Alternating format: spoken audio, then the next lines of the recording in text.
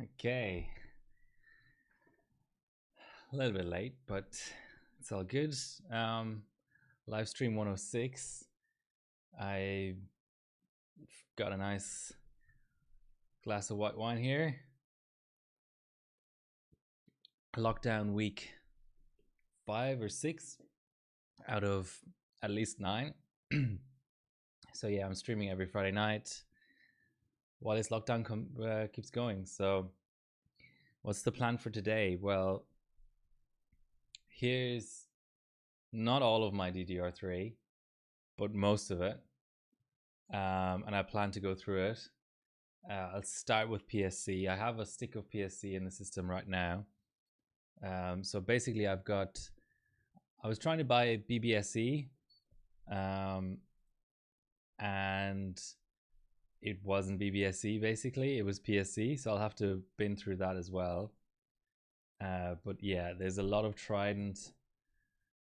So this, curiously, there's actually one that has so it's all, I've got, what is it? 11 sticks of Trident PSC, but curiously, there's one with black. Seems to be the same bin. It's not the same model number, but it's the same bin as the others, but it's got a black PCB. So that'll be interesting to see how that does. Yeah, so that's 11 of those. I don't know how far I'm going to get with these, but there's 11 sticks of Trident PSC. And then here's the other PSC, and here is the SAMI.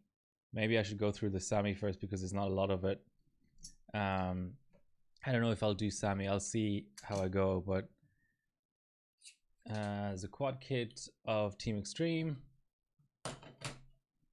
I already know that's good. I'm not going to be getting rid of that.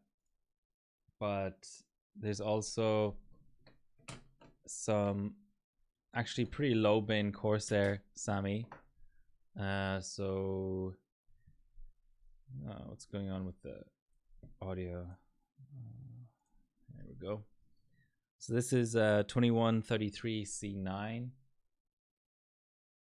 SAMI. So that's pretty much the worst SAMI I've got. So it's 91110 is the official bin of it, whereas the Extreme is 2600 10 12 12 12. So the Extreme, expecting to hang on to that kit of SAMI, Corsair SAMI Dominators. Might be getting rid of that. I've got a lone stick of OEM D-die that's 2666 rated. I've got the 2600. I've run these cold, so they're bare, but there's 2600 SAMIs. They're the Tridents, I think. The old style Tridents, not the newer style. Well, actually the newer style Tridents. There's a kit of those. And I've got, yeah, so this kind of Trident basically I have in the 2600 bin. But then I've got 3 sticks. I think I killed 1 stick somehow, but I've got 3 sticks of the 2400 SAMI. So we're talking 4, 6, 7, 9 plus 3. About 12 sticks of SAMI, which isn't all that crazy. This is my tray of unknown and dead sticks. So in all of my buying of Trident BBSE, I only actually have one legit high bin Trident BBSE. I've got some D9s, which I'm obviously not looking at today. I've got the GTX2s, triple kit of those. Well, it's not a kit, but 3 sticks of it. This is all of my... Ooh.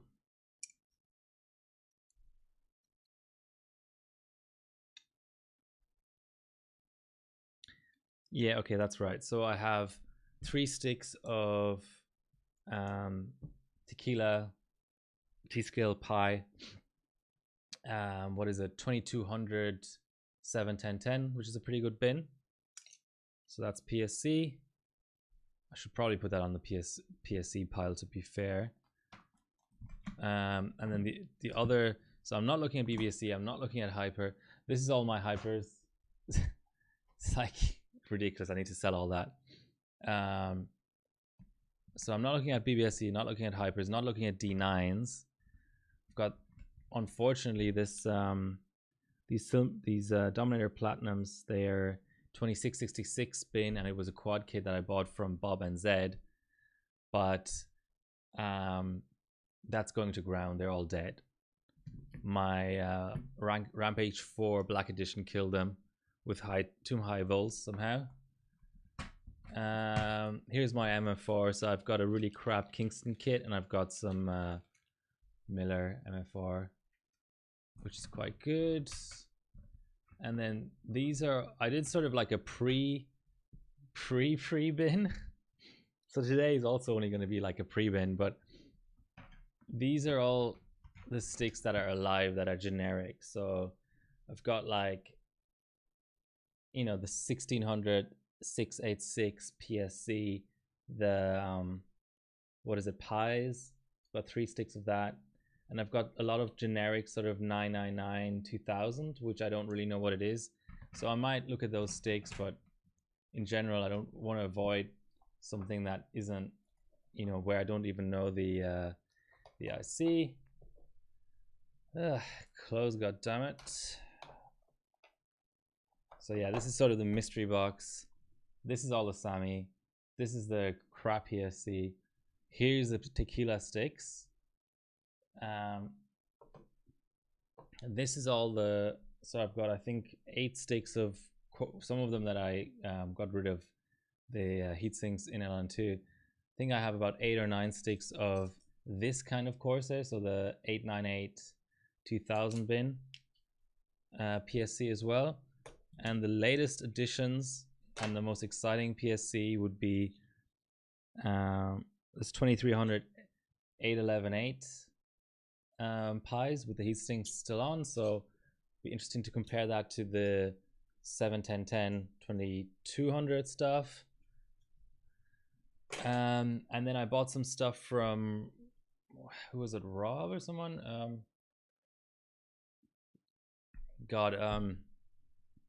An Aussie bencher. Who was it? JJJC. I bought these sector 5. So here's one.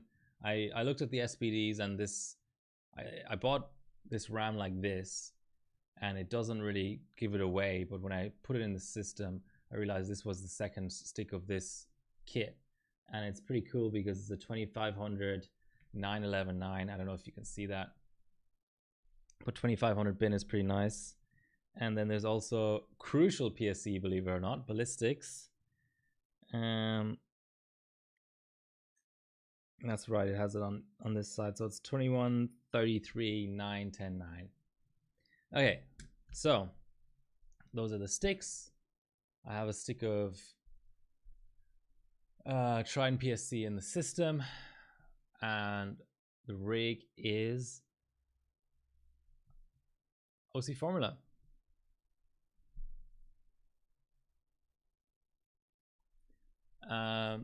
Now I was super lazy and only just put a pot on top there, but let's disable some.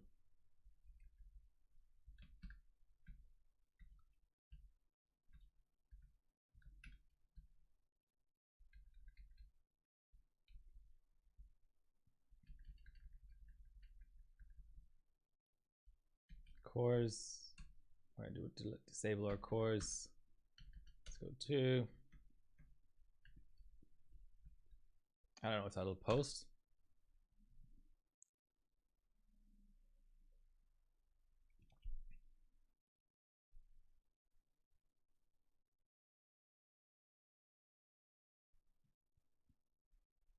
Let's maybe just do 4.5 gigahertz. Hi Palzin. Quick question, my PC keeps getting BSOD.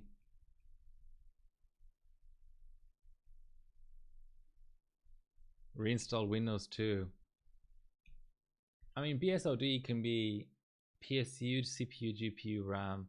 We've pretty much switched everything there, so that's unfortunate.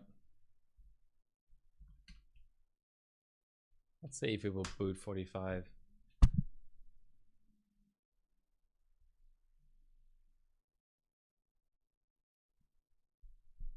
Oh. I think it's still on AHCI because I cleared the BIOS. Yeah, that'll do it.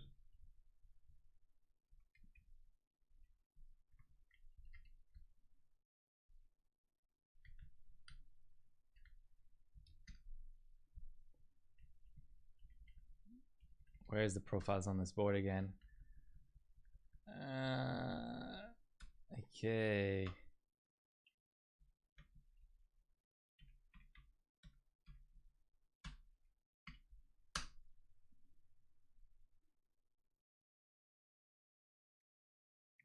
I thought I'd be sophisticated today and have a bit of wine instead of beer, just for a change of pace.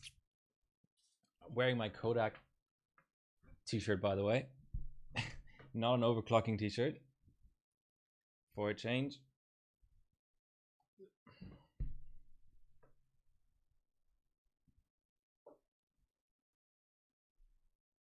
All right, maybe we do need to go for 45.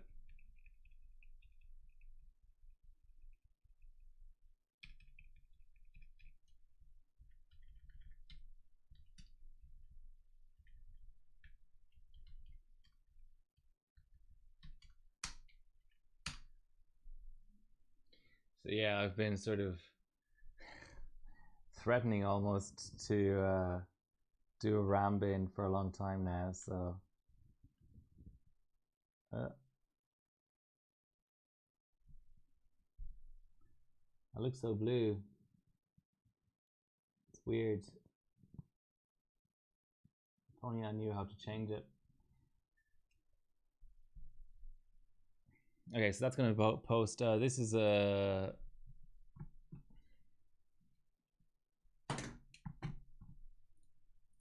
Barbona OS. Yeah, it's the color temperature. I just have never had that issue on this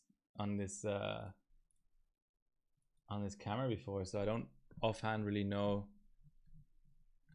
what to do about it.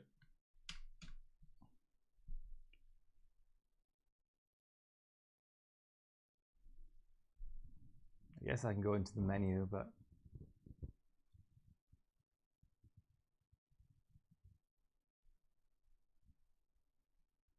I'm just going to do 8 loops.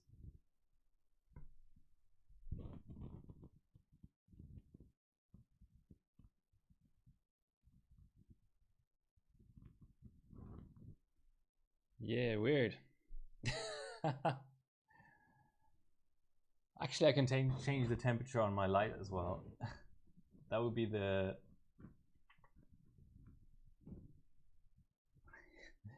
workaround, let's say. Okay, that's warm enough, isn't it? Okay, so 8 loops.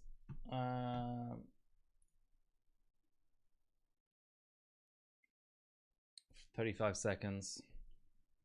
Okay.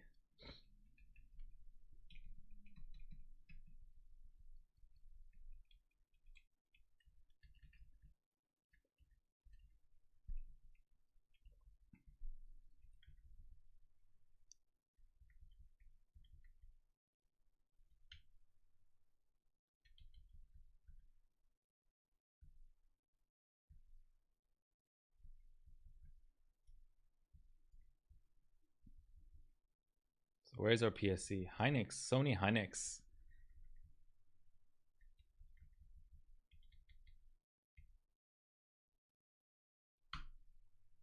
Let's try 2600 tight.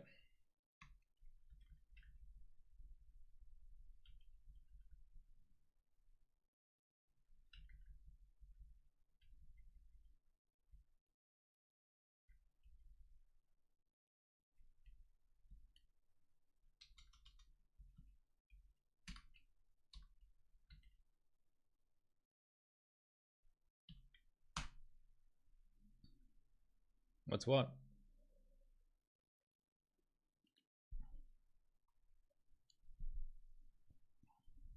Oh, it's booting. Yeah, I have two Z987 impacts collecting dust as well. Still seems a bit off, doesn't it?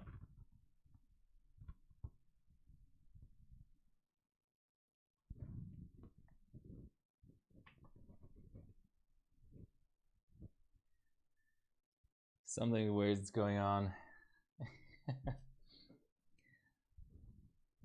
All right, so I get back to the impact. I have a few things to say there. Ooh, okay, I applied the profile. So I need to go 4 on core as well.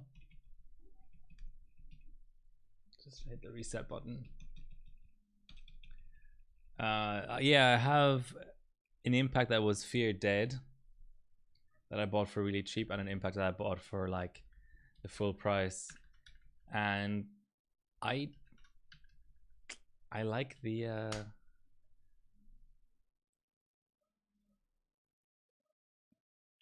like the OCF. Is that gonna post? Seems to.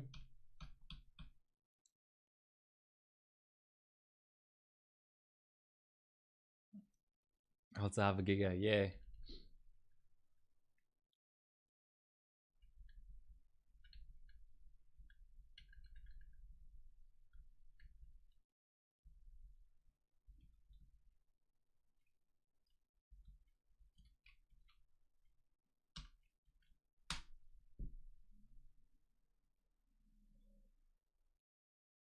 Is it the SoC force? The first, my avatar in both Hyperbot and on Twitch is the SoC force on dice. Okay. And these sticks are not very good, are they? Won't post 2600 at 1.9.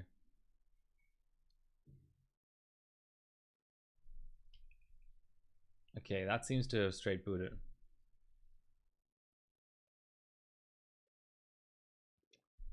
What chips do you have? Do you still have that 20? Was it 4690K or so?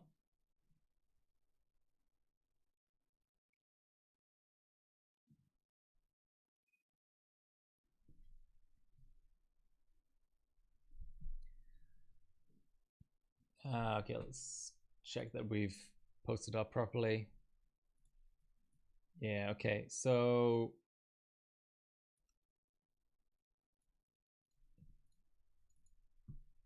I mean,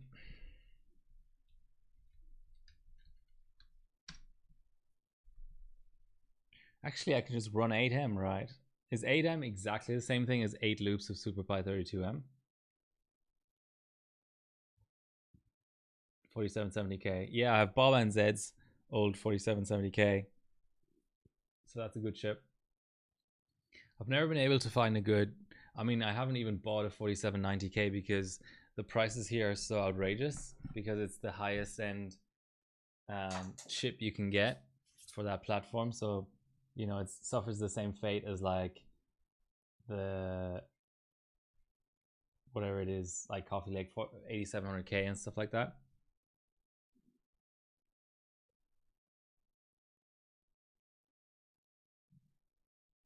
Okay, I can I mean, since this stick is trash anyway, I can go like 1.93 and see what happens.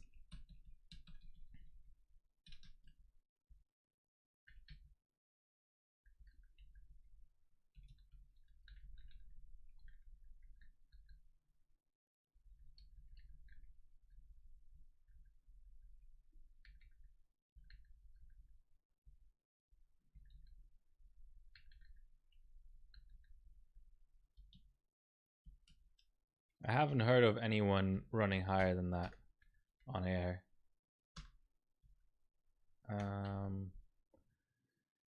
Just going up one ratio.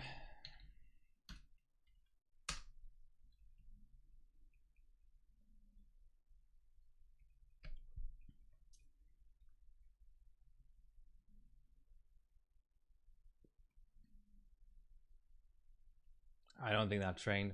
So this board is really good at training, so that's one of the differences. So I'm just gonna smash some volts Okay, so CPU temperature is staying stable. That's good. I think I want more system agent.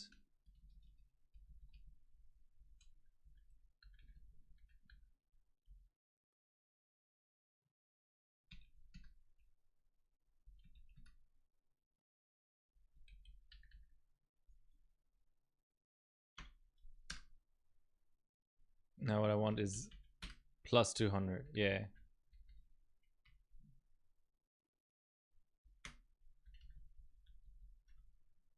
I would assume that should be on auto.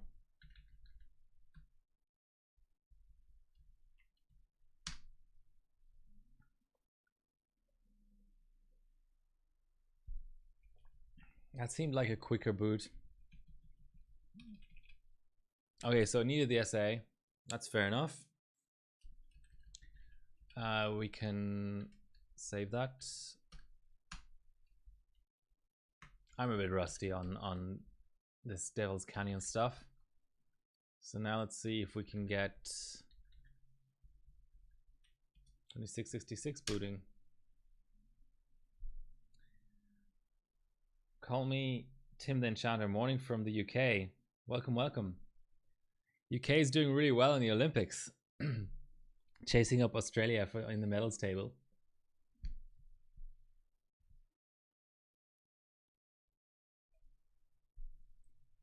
What else is going on over there? Summer holidays, right? Have you been anywhere?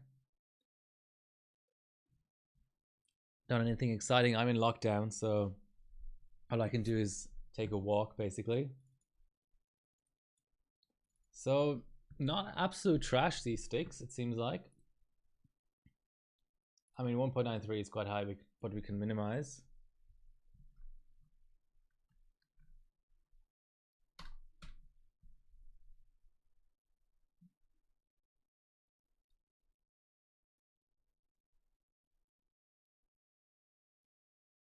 Not interested in summer holidays. Yeah, fair enough.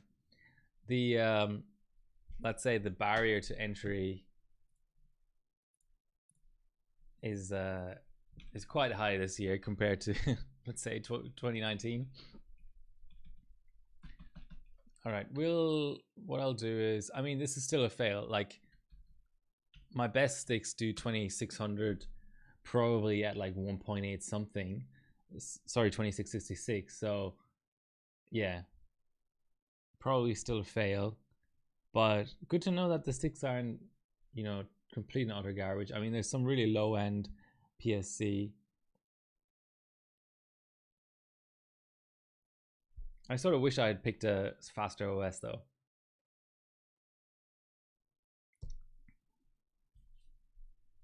So this is where I ended up last week, by the way.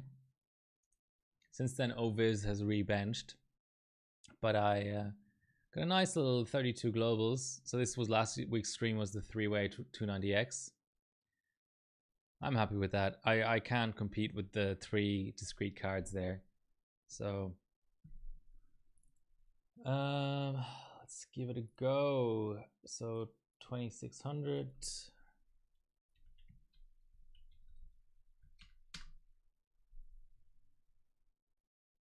Yeah, it's sort of springtime. Ooh, worse. Sort of springtime over here. We've had a 24-degree day.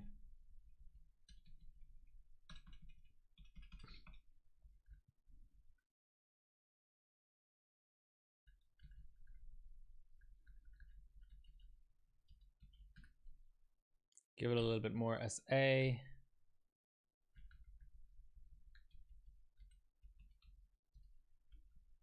Sometimes sticks have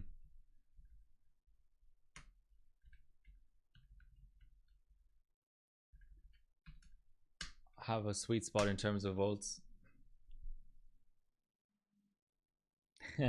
What stock cooler is that?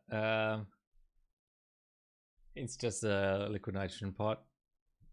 It'll keep it cool enough, especially in this weather. It's late at night now. Oh.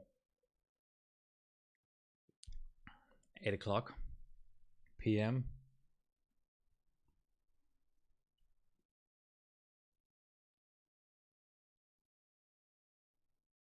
So the analog and digital I/O volts I should really be touching, but I think for this kind of pretty basic stuff, 8, it shouldn't be too much of an issue. We'll see. Once we get to the good sticks, I might run a good stick next just to be completely sure about it all. Okay. Where's going to be our fail little pile? Okay, let's go up here. Other fail. Now, what's like a medium bin that I can compare to easily? Let's go for the new sticks. Should mark this somehow. I might want to sell it though, so just the tiniest little mark on the side here. One dot. Probably wash it off with alcohol if need be. 2 dots. You need to be able to identify your sticks, or else you're probably just wasting your time.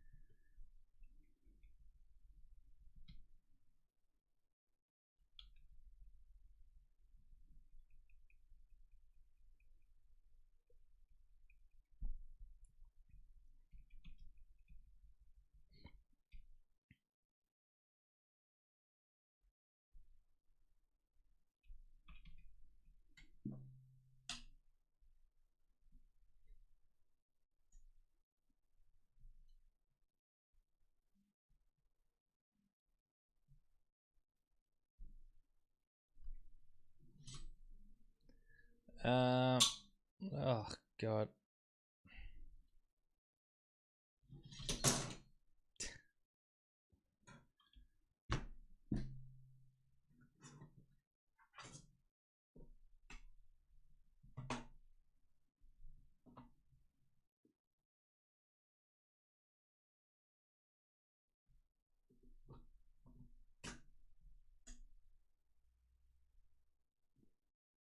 I'm drinking Jacob's Creek.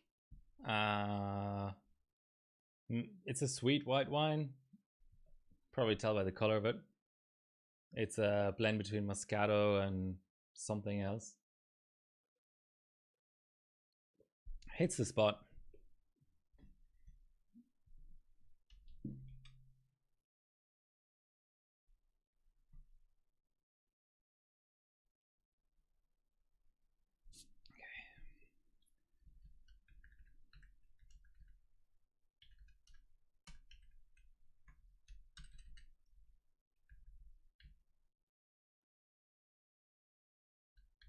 Let's do 2600 at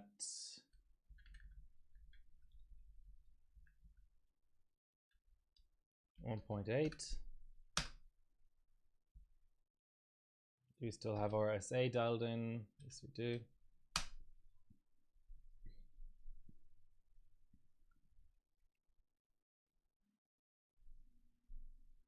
Oh yeah, that's posting. So let's see if we can get our first. Oh, it just went to A3. I should turn on the debug LED. That's what I don't like about EVGA and ASRock. They just turn off the debug LED by default when booting into Windows, and I think that's just silly. So our first stick, I don't think even posted 2600 on that profile at a 1.8. Now we've posted that. So just because this is a nice stick, I'll show you the SPD. So you've got your 2300 812.8. That's interesting because the sticker actually says 811.8. So there must be some sort of limitation in what they can program on the. All right, let's do this. Let's be a little bit artsy about this. and focus on the print. So yeah, 2300 811.8 pies.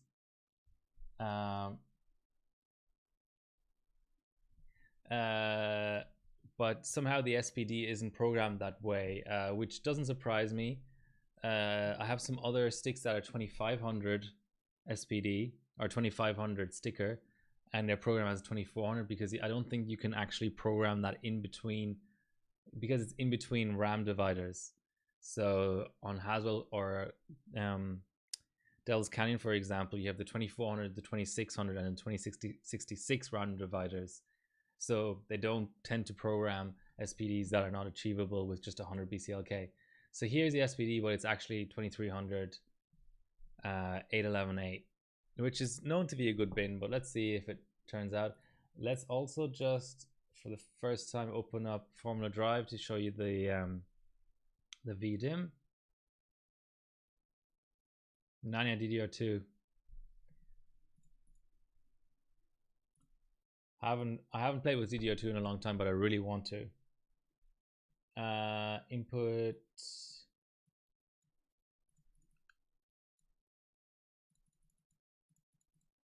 Yeah, 1.8. Let's go for a run then.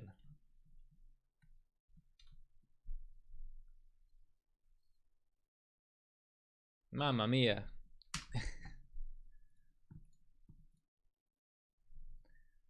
Okay, let's go 1.85. Could have set it in OS, but I don't think that's really the consistent sort of thing we want to aim for.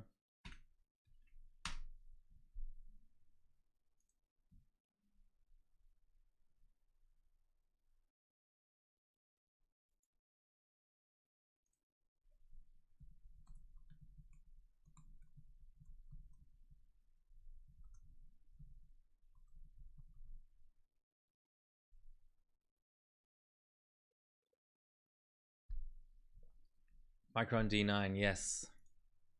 Unfortunately, there's really only one IC when it comes to DDR2.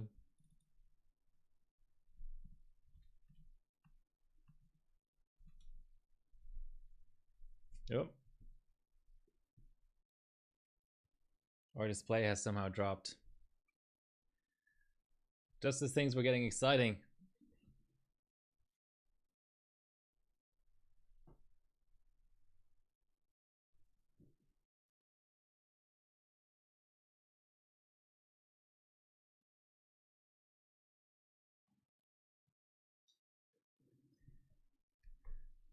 That is unfortunate.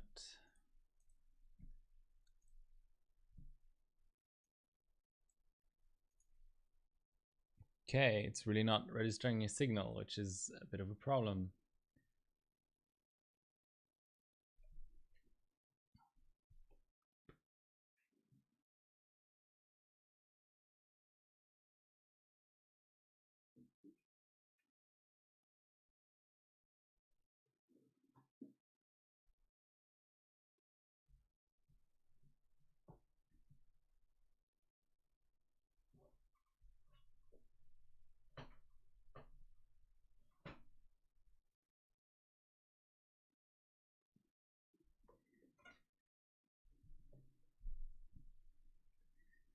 What the hell? This is a new one.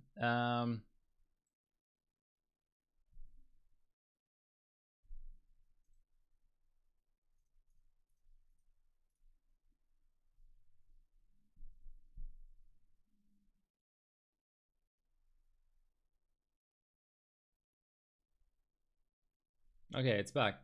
Weird.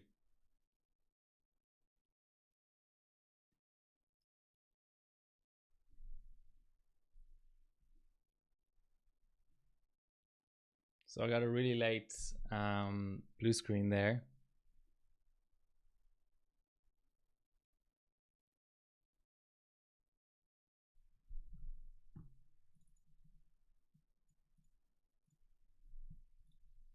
Does Formula Drive have system monitoring?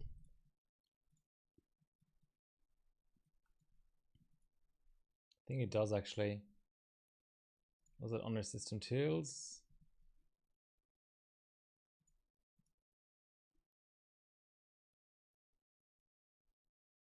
$44C, I don't see that as a problem. Oh yeah, let's just rerun. I should maybe just go down to one CPU core. I want to pass, damn it.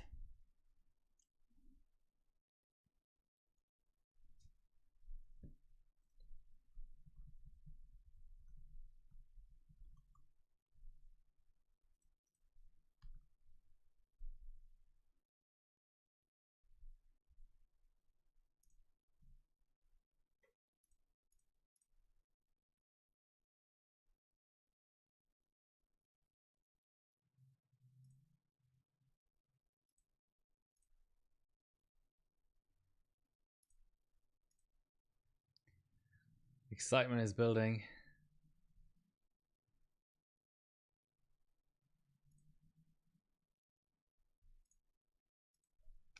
Okay. DDR3 mega RAM bin. So we have Tridents all the way up to 11. Stick result decision. It's usually how I go about it.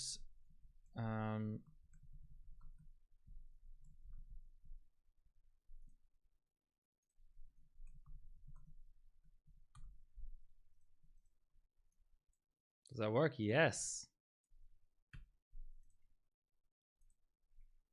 Sub 2600. Decision reject. Probably just zoom in a bit.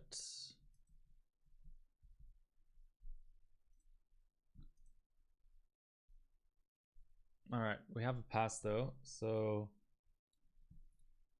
let's note that out down actually. So this was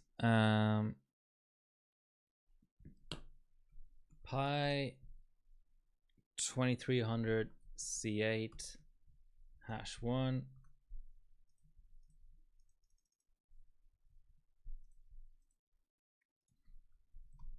at 1.85 volts. Okay, I mean we might get better, but that's it for now. Let's put the SVD in the shot and also the memory tab.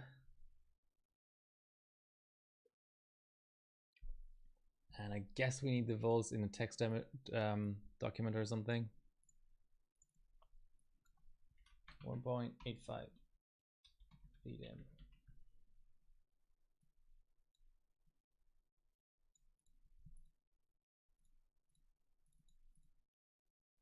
Whatever. Okay. So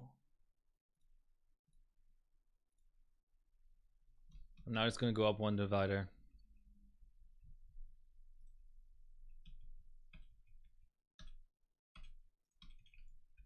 So save profile.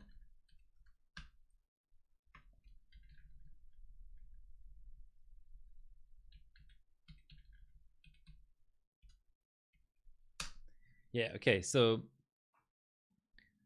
this is a as expected, sort of a bit of a dry stream, but you can ask me whatever you want, and I think this is the sort of thing that I like. I mean, that's just on the to-do list, and I think it is sort of educational as well, in a sense. I mean, I think the basic tenets of DDR3 binning is you got to do it single channel. You've got to do it stick by stick with keeping as many things, including the cooling, as close to the same as possible. Same ambient temperature, same everything. And then you just basically, I mean, you can do two things, right? You can say at a given voltage, how high of a divider can I pass through a certain benchmark? And I would highly recommend that that benchmark be SuperPi in some form or another, and not just 1M. 8M is probably cutting it a bit. It's probably being a bit lazy. 32M is the way to go, but yeah, that's what you need. Not exact. Okay, let's try 1.9. And you just gotta keep as many things, you know, the OS the same, everything the same, CPU core, and also the cache the same, all of the minor voltages the same.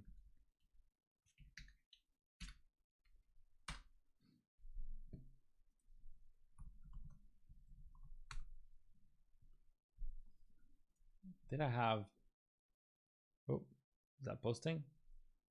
Yes. Where's my 32M? What did I put in the screenshot there? Nothing. And it's Sammy's anyway. Okay, well that wasn't very educational. Do I have a, oh, do I have an ambit score?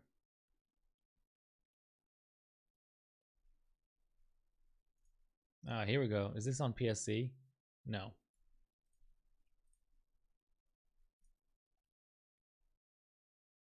Okay. Right, so this is 1.9 and we should still be at 2666. Yes, we are indeed. I should downcore as well, just so that we don't bounce around the different cores.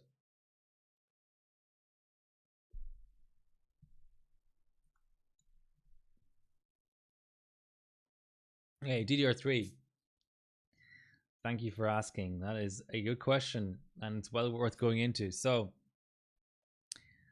you've got 3 benching ICs. You've got Power Chip or PSC, SAMI or Samsung D-Die, and there's more PSC actually. A lot of PSC here. This is all my PSC. And then there's also hypers. This is an example of a hyper. So this platform that we're currently running here is Haswell / Devil's Canyon. Basically from, okay, so Ivy, it's difficult. AMD is difficult. Let's talk about it in Intel terms. Ivy Bridge, Haswell, and Devil's Canyon. Hyper is out. Hyper is too slow for those. You want PSC or Samsung. So PSC will do something like 2666, 8, 12, 8. Samsung will do 2800, 9, 12, 12. So it's a question of, you know, what are you prioritizing, because PSC will also put more stress on the IMC. So basically the better IMCs, so Haswell and Devil's Canyon, Samsung makes the most sense. But even on Ivy Bridge, depending on your IMC, depending on how high you can go on the megahertz, it makes more sense to use Samsung there. The other factor is Samsung, you can go cold, but it doesn't really scale all that much, and you also run out of IMC headroom. Power Chip, PSC, you can do full pot, so it's cool that way. So I think the best way of putting it at the whole Samsung against PSC debate is you can get away without ever running any Samsung, I would argue, if you just have really good PSC. But the reverse is not the case. So I don't think you can necessarily bench all DDR3 platforms just on Samsung. I mean, even if you're just considering Ivy and onwards. So Ivy, you may have an IMC on Ivy that's so weak that you need to run Power Chip PSC. On Haswell, it could be the case as well. So those two, they really complement each other very well. There's D9 as well. So, oh, and it's a long discussion, but one thing, hardly even done with the inside, but DDR3, yes. Extremes. Yes, here we go. So the absolute Bible in terms of DDR3, and this will probably tell you things much more in a much more like succinct kind of manner, is Tapaka's DDR3 thread on extreme systems, which is still like the Bible. Nothing has really changed. Okay, have we taken our screenshot?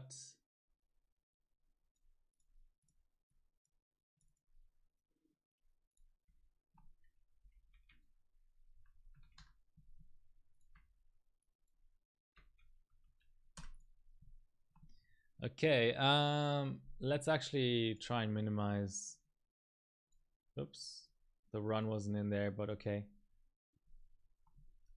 Let's go like 1.88. So that's Ivy Bridge and onwards. But okay, let's down core.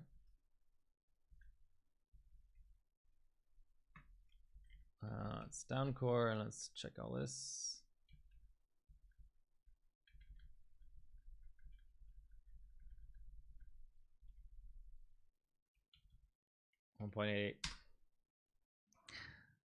Sandy is an interesting transition point, Sandy Bridge, because it tends to run. So I don't know how familiar.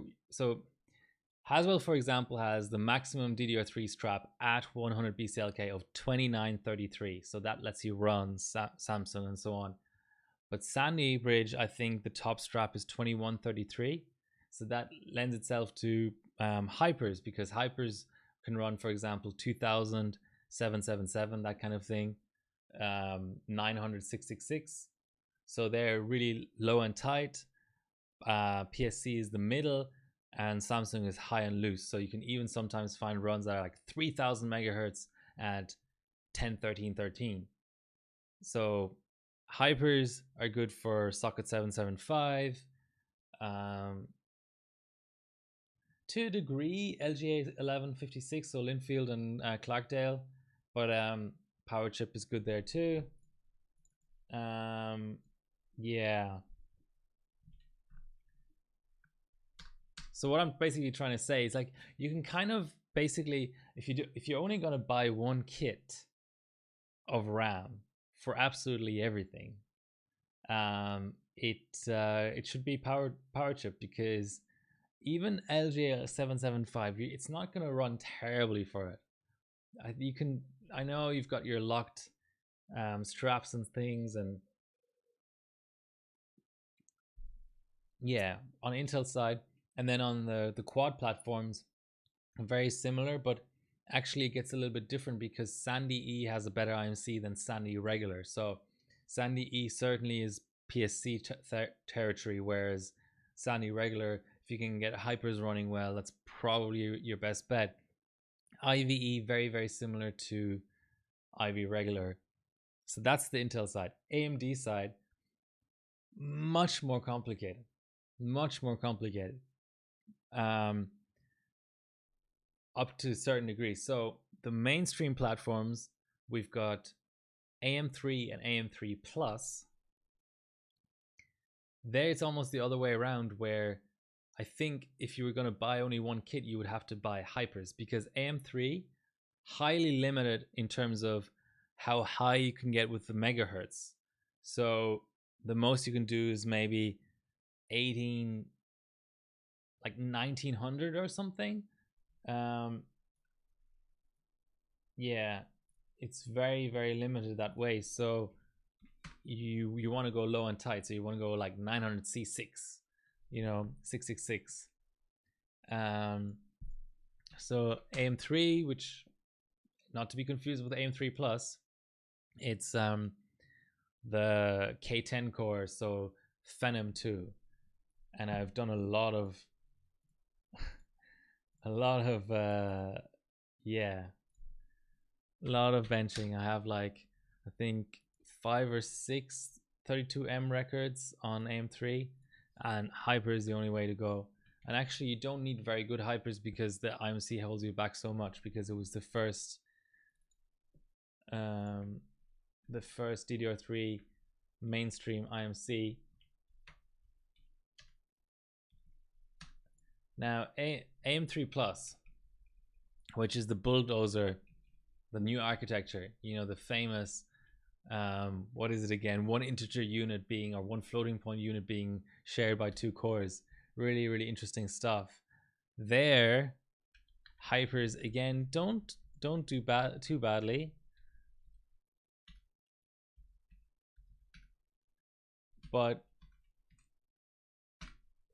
while we're on the subject, so it's FX 8350, the absolute best 32M score of all time on AMD, I would argue, is High-Vis Man's 7.9 gigahertz, 9 minutes 19, cold RAM, and of course full pot on the chip. And here, this is AM3 Plus running Samsung. So things get very, very complicated on AM3 Plus. At the very, very top, hypers are fine. I think you can do fine with hypers, but at the very, very top, you actually have to check. Okay, 1.88. Let's put that down in our spreadsheet.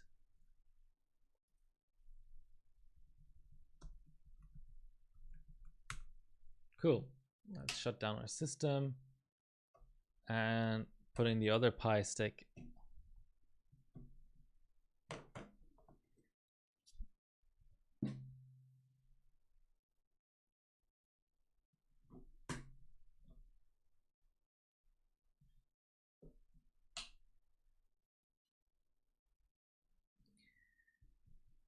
Okay, yeah, so AM3 Plus, pretty much anything, any of the three mainstream ICs will do well, but the thing is, there are some chips that don't go high enough for Samsung, and there are other chips that basically run the best with Samsung.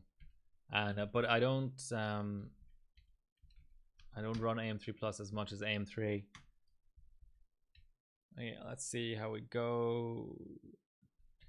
Let's do 2600 at, yes, 1.8.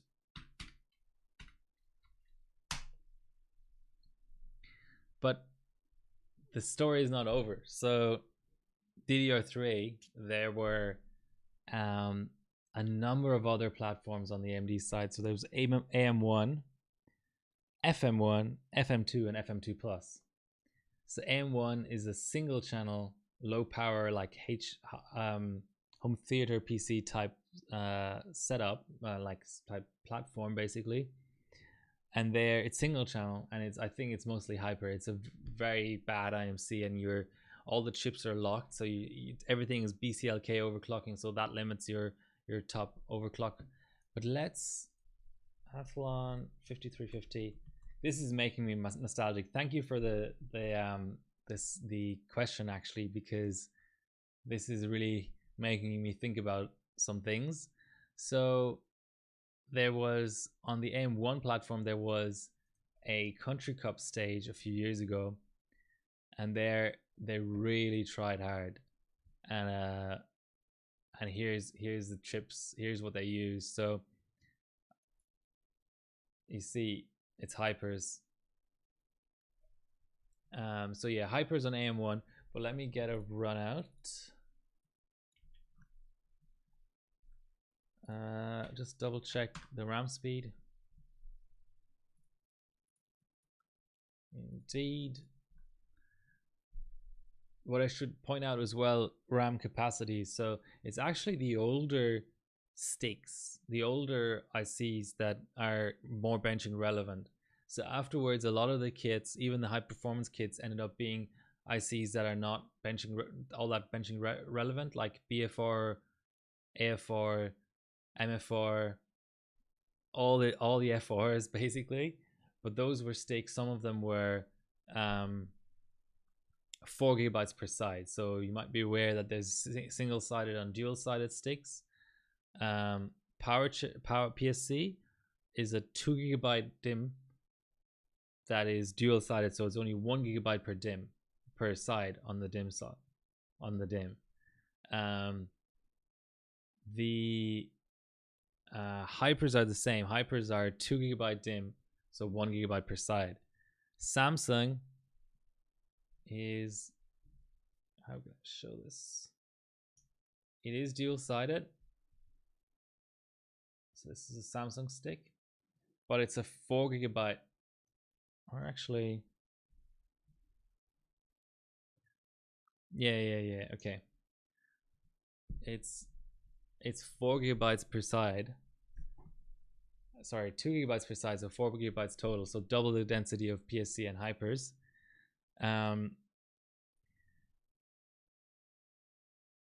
But the other ICs like MF4 and so on are 4 per side.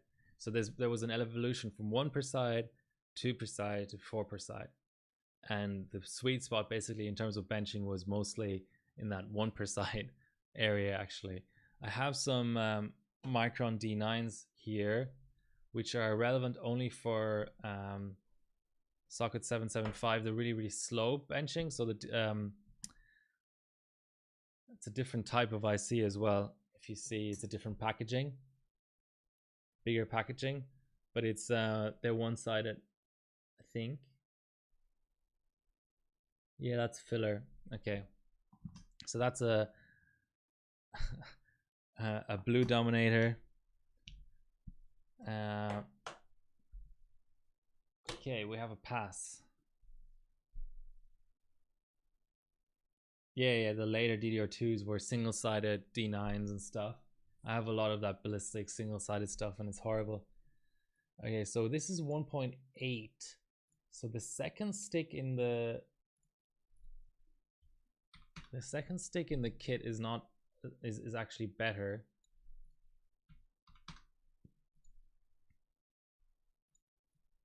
I feel like I should double check the formula drive, not Rapid OC, but formula drive. Yeah, whatever, just load up. Stop complaining, tool, and just load up because we know you can. Yeah, we've got our 1.8 RAM and we've passed 2600 on that.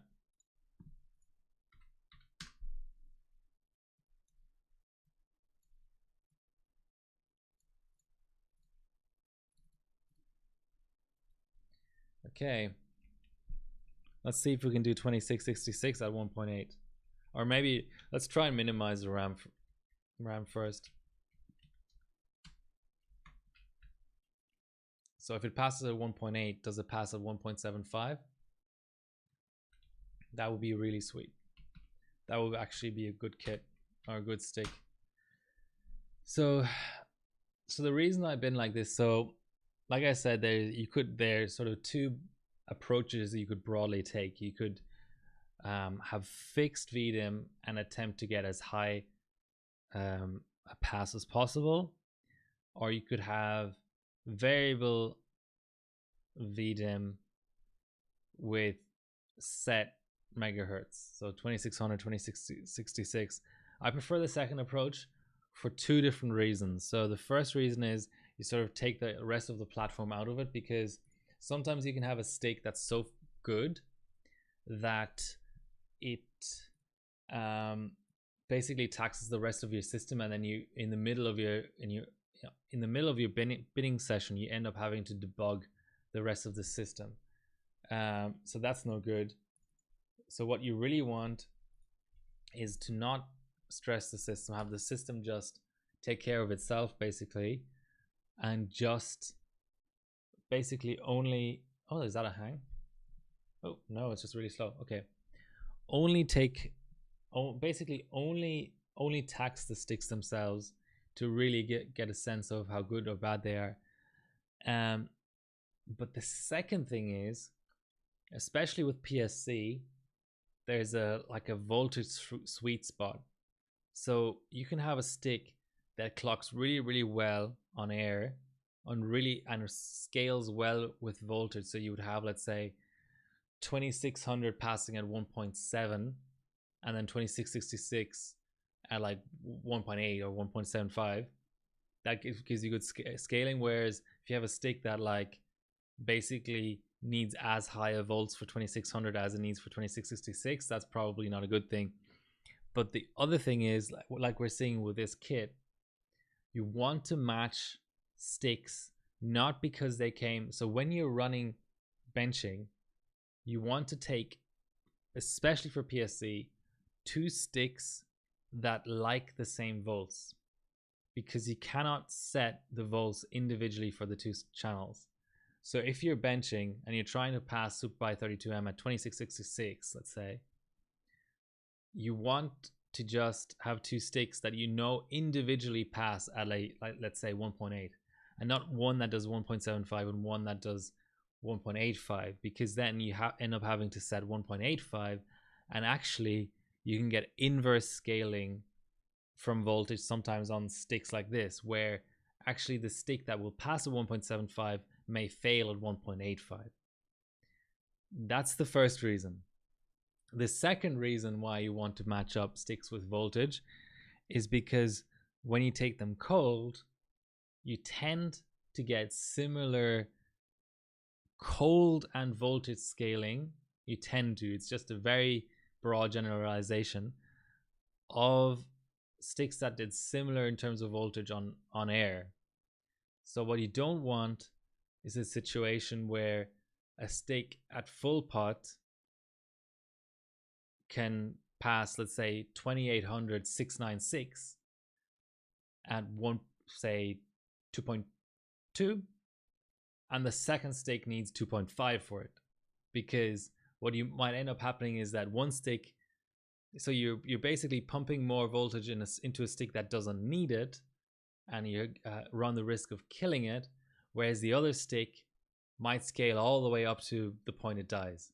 And what you want is, I mean, when you run sticks cold, you tend to have one stick die on its own anyway. They don't tend to like just die at the same time, but you're sort of mitigating that risk somehow a little bit, and also reducing your frustration while benching cold, because at the end of the day, both when you're training, both sticks have to train.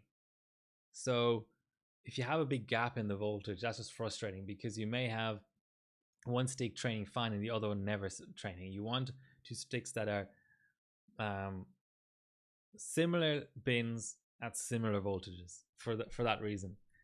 And yeah, I mean, the really good guys, they just run even 2 different maybe not 2 different PCBs, but 2 different manufacturers even as a kit, and sort of a similar kind of, I mean, I know you don't full pot DDR4 usually for benching, but a similar kind of principle applies to DDR4 as well, where you don't necessarily run the same kit together, and that's part of the reason. So the binning in single channel is for consistency's sake typically, but the other reason is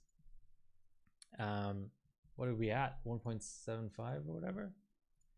The other reason is you also need to be able to find those voltage differences, which, had I binned these 2 sticks, which remember came from the same kit, if I had binned them together, I would have never known the differences. Am I blind? Where's the DRAM? 1.75. No preview available. Did I just rerun the same thing a second time?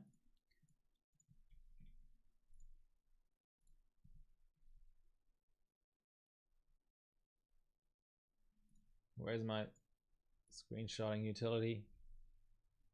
There it is. Okay, so it'll do 2666 at 1.75. So yeah, I think I went 1.8 and then 1.75. 1.7. Let's see how low we can go.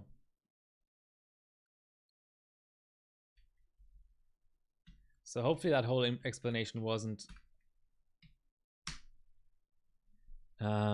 wasn't too confusing, but I think it's worthwhile spending time on. For Samsung, again, you don't really take them as cold. You can take them to like minus 80, maybe minus 50 to minus 80. They don't scale as much.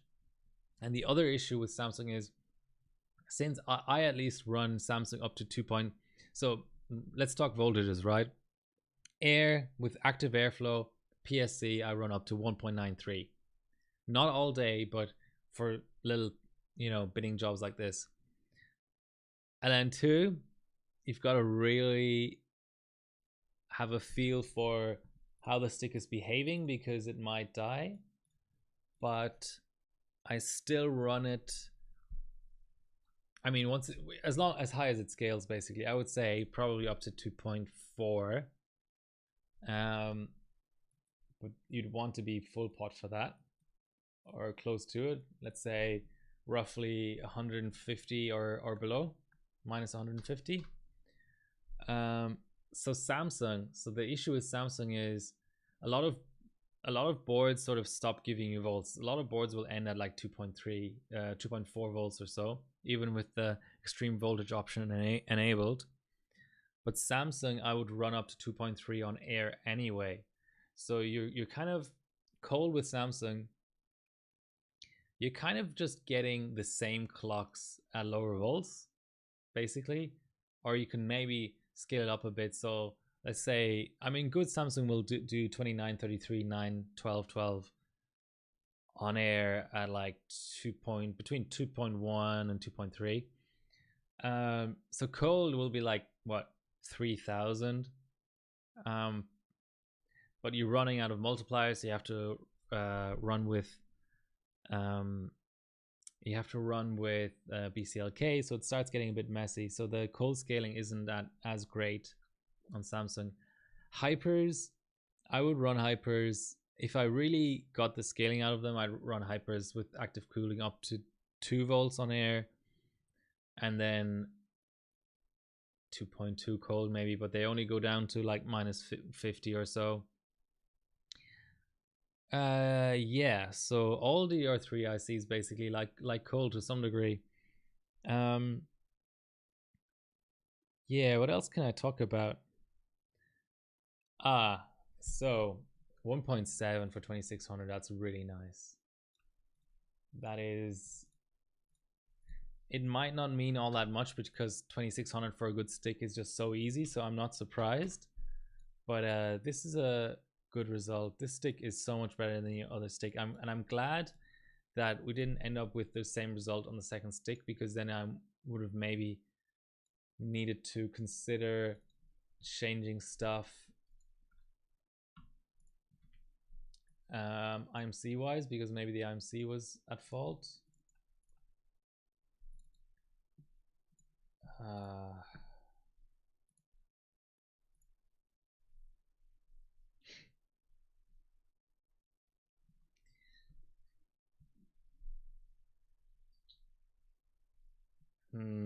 Okay, this is going to be a bit, I can use this timestamps later on to figure out what's going on with these screenshots, but somehow this OS doesn't have the image preview technology built in. Let me double check my schedule. I think I said, let me double check what I actually said. White Shark, and welcome to the stream, by the way. Hope you're not melting in the German summer there, and I hope you're having a good one in spite of, the pandemic and all that. 1.65. So I said I was 11 UTC. Time now UTC. Okay. So I went live an hour and, well, I was planning to go live an hour and 43 minutes ago. So that would be 9 a.m. UTC. Okay, in my defense, when I saw, so I got this UTC figure from the Twitch scheduling app. it was telling me, hey, if you schedule 7 p.m. Australian Eastern time, that is 11 UTC. And on that basis, I put up the announcement on the Discord. What I meant, what I should have done is checked the UTC time for 7 p.m. Australian and not rely on Twitch. So apologies for that, but it's from every Friday for at least the next 4 weeks is going to be 9 a.m. UTC streams or thereabouts, maybe a little bit later. Today I was probably about half an hour late. But you didn't miss much, White Shark. I can show you what I'm doing. This is my rig, 4690K in an OC formula. And this is what I'm bidding through. So here's my stack of hypers that I'm not going to touch. Here's my stack of PSC.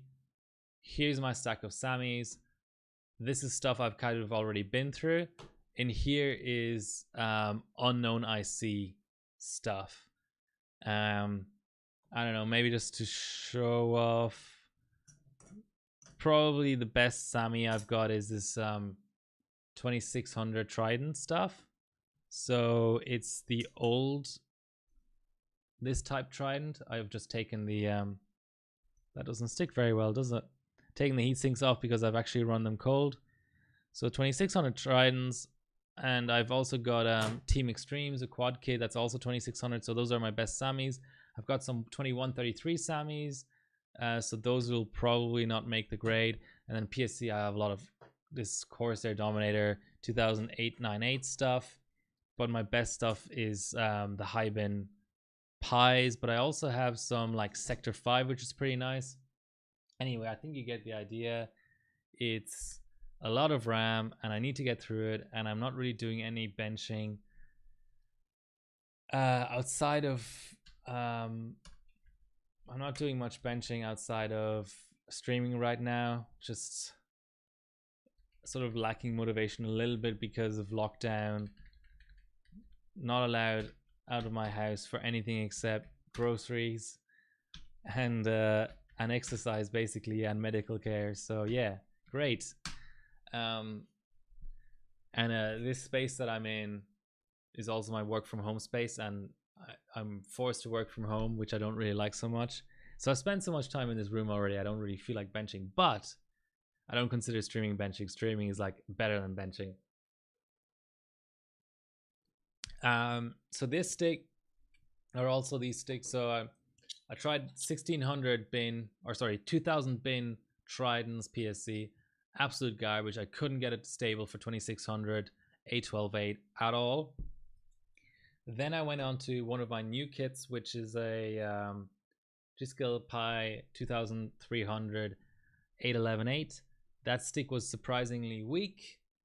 It needed 1.88 VDIM for 2666. But I'm on to the second stick from this kit, and it's already done 2600 at 1.7, which is obviously really nice. It didn't post 1.65. Now I'm on 1.675, and it might pass. Let's see. I'm just double checking that it's really 1.675. Yeah, well, 1.68 rounded. And just double checking that everything trained up okay. Yes, that's trained up. And just because I have so many sticks to get through, I'm doing 8Ms, which Super Pi A at 8M, which I know is not that great. There'll probably be a second phase of binning. But by the way, White Shark, have you run DDR3 at all before? I know you do a lot of like 3D mostly. My situation just went out of control. I bought a lot of Tridents thinking it was BBSC, because BBSC, according to the Italians, is the best IC for pushing BCLK on locked AM3 chips. But it turned out to all be PSC, so I have like 30 sticks of PSC, and I really only want, I'm not going to be running like quad channel PSC all that much, so I think I could even cut down my PSC to like 6 sticks, 8 sticks maybe. You want to run a few cold and maybe kill a few or whatever, so like 8 sticks, something like that. and I have like 20 plus. Samsung, I'm finding myself running Samsung less and less, but it is relevant for AMD, and it is a good option for quad stuff. So IVE, definitely IVE, because you don't want to run that cold. Just for ease of use, just slap on a 2800 9 12 12 profile. I think that's a really good option. So I do want to hang on to my Samsung kit, quad kit, but it's difficult because they might turn out to be the best SAMI 6. So then I have to take off the heat sinks, and how would it even work? So I bought these off GB, a UK bencher. I don't want to mess with that. They're quite rare. 2600 10 12 12 at 1.65.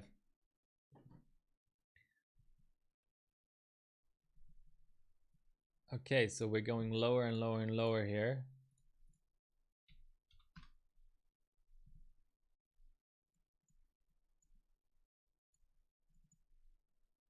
.65 668.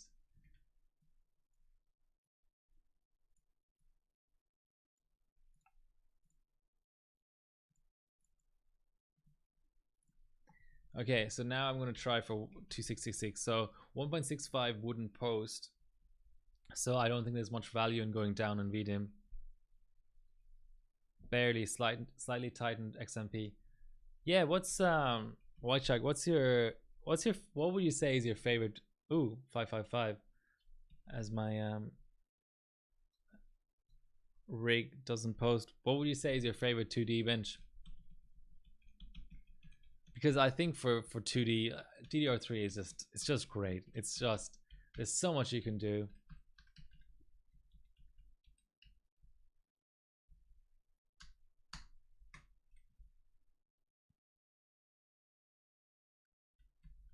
I mean, it's pretty much the stuff of legends, DDR3. I have some stories to tell, secondhand stories about that. So we got a pass of two. I think even we can attempt 1.7.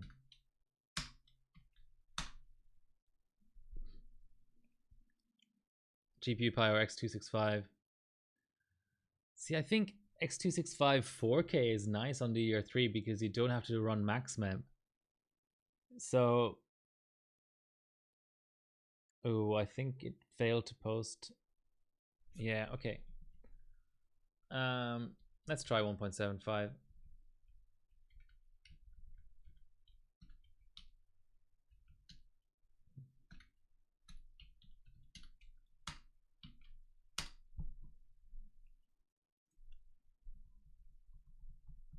So the slight issue with the whole thing is that X265 wasn't really a big bench back in the day of Haswell, so these scores might not be so impressive. But let's, yeah, it's an Aussie record.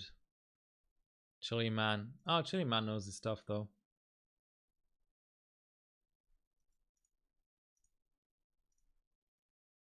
Yeah, I mean, pretty standard SAMI stuff.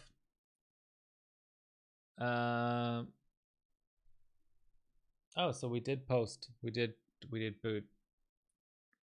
So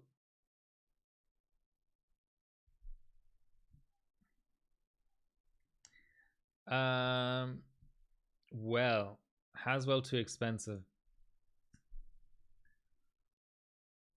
I kind of disagree. So I guess the boards are kind of expensive, but I found an Impact for 50 Aussie dollars. An Impact 7, I guess. Okay, so that was a fail. So the boards are not expensive. The RAM is not expensive. You can find, I mean, such good deals on DDR3 now because we're so late in the life cycle of DDR4 now. Chips, just get Pentium anniversary editions. Pentium 32G 3258s. So much fun to bench, so many points. I have some spare ones. I can send you one. Honestly, PM me if you want a spare one, because They don't really sell for much here. They sell for like whoops, 4-core. What's with the display artifacts? It's annoying. 1.775.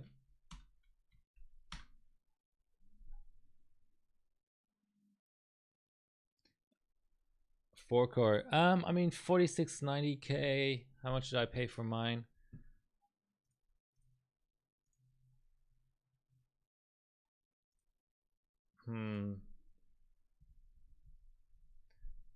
Thanks for the follow, by the way, Retro PC. Fatal error. Let's see if I can still dig up the old price for my 4690K. Okay, 150. Says that, so you say the chips are too expensive, even though you're the guy who has like what, 3 GTX 980s or something. Okay. I mean,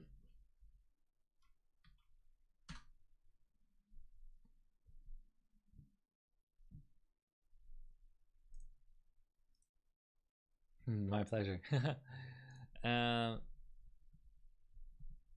Let's go Aussie pricing.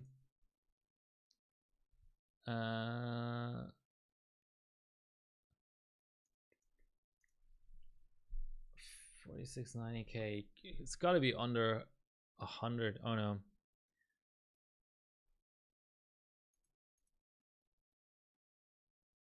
There we go. So 60 Aussie. So like 50 euro max for a 4-core. How much cheaper do you want them to be?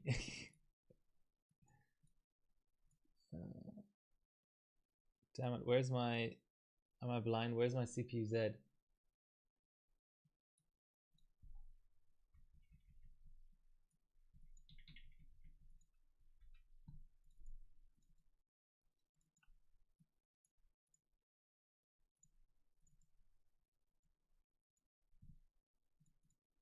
So 2666 at 1.78. Okay, fair enough. Yeah, GPUs have more personality. Oh, I can understand that. I just have horrible luck with, or maybe I'm just a noob, but I feel like I have horrible luck at GPUs. Even this week I was about to sell a GTX 980 Hall of Fame, and what the hell is up with these cards?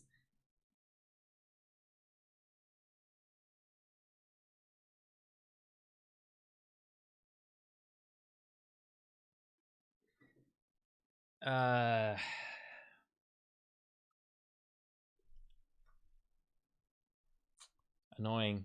And now the capture card is dropping out again. It's worrying. Okay, let's do a quick reboot of the benching rig. Which mem vendor? Not sure.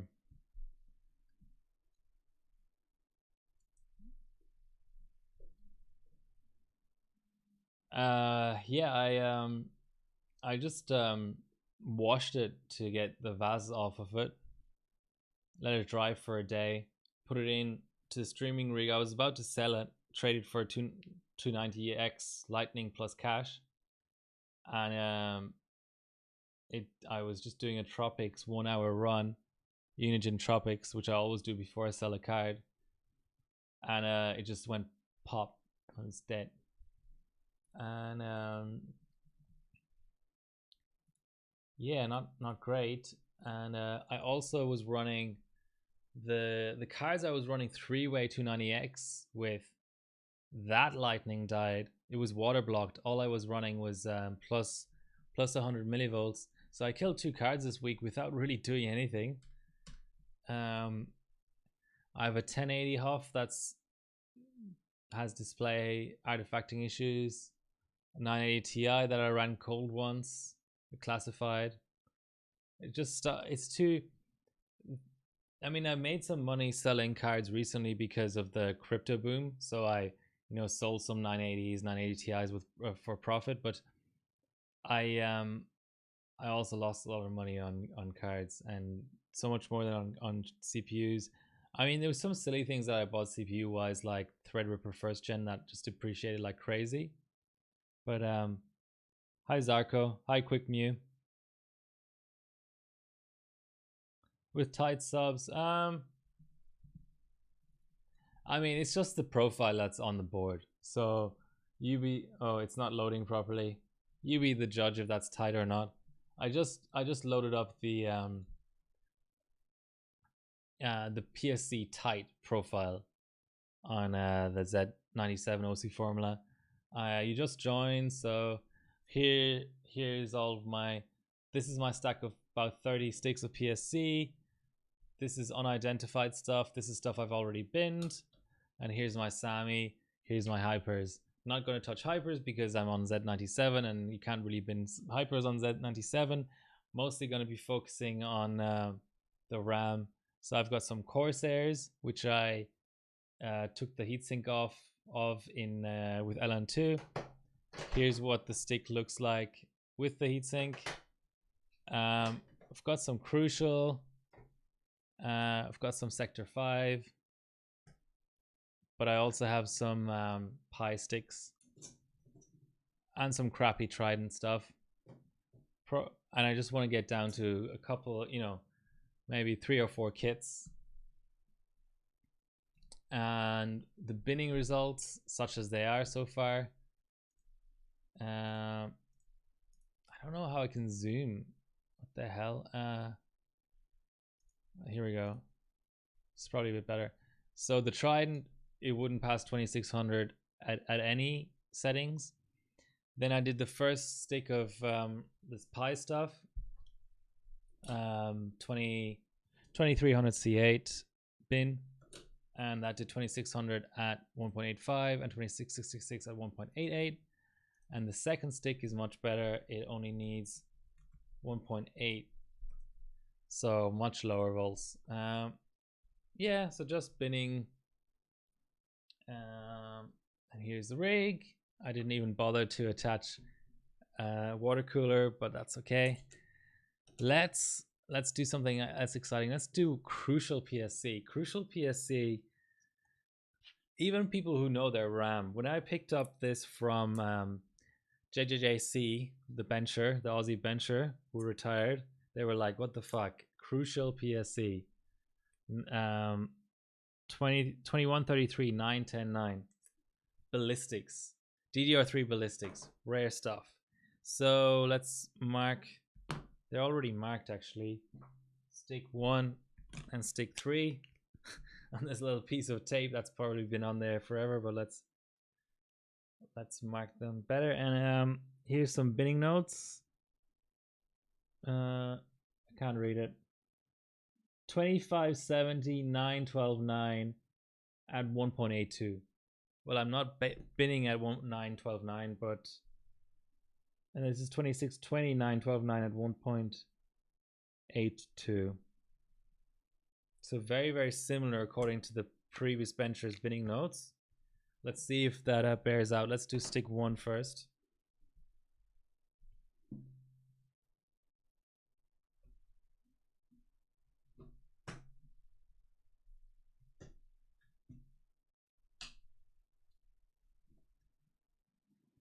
All right.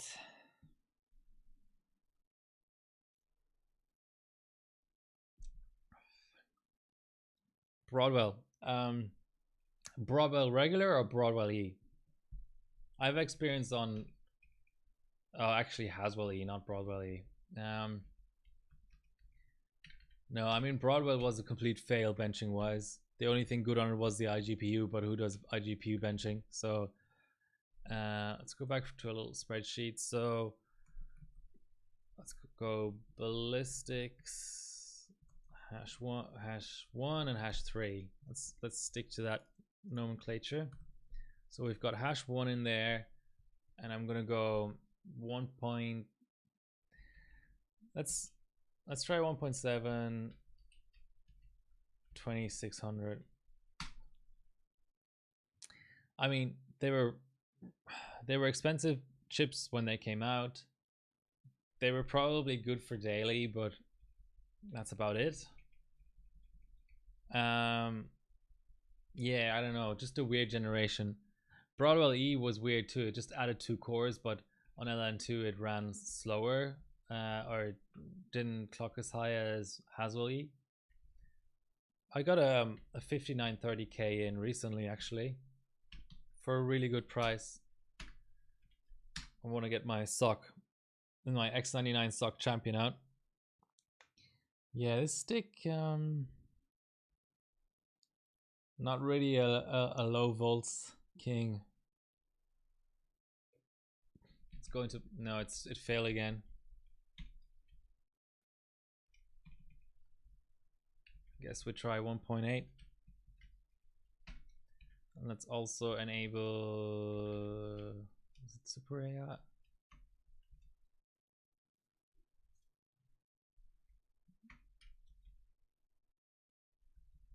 Is it on the chipset?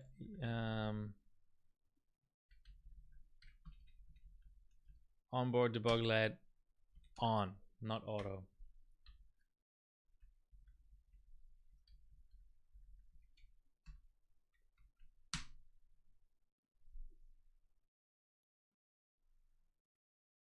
i5 2500.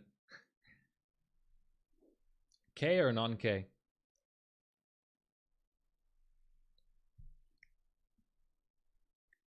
Well, it looks like it's at least gonna, wow.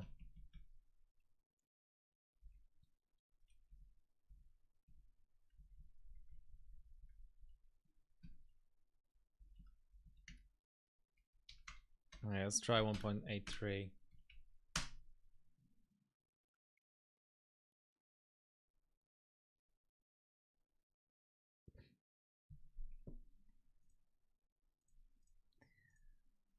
So earlier on, I was going through the different AMD sockets in terms of DDR3. Damn it! But let's get a run started. These sticks are bad. For why stick the DIMM further slot from the CPU? That's actually a very good question.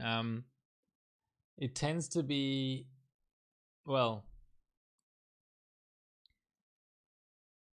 it's just a convention. So it's like the weakest slot, and it's good to test on your weakest slot, basically. I think you'd use any slot as long as you're consistent.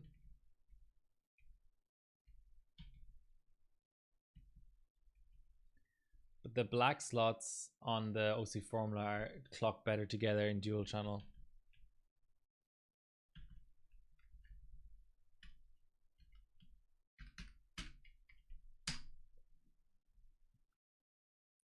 You have a weak slot.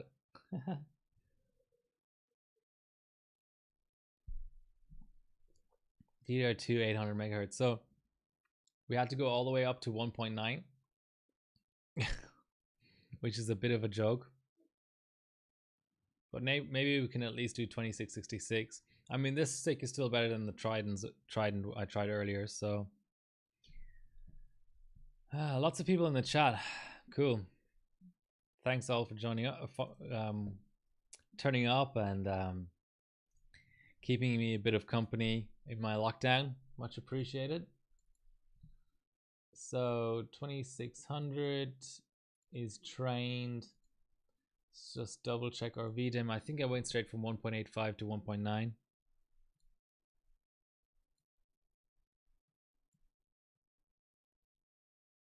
Yeah, there's a lot of volts.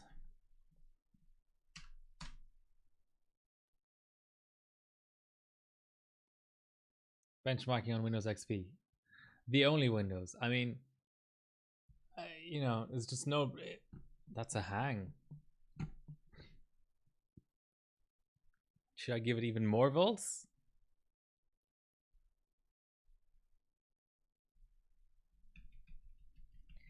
XP is the best benchmarking OS. I love running 3D on XP and 2D on XP just as much as possible. What with Vista? Yeah, Vista's not very bench relevant these days though.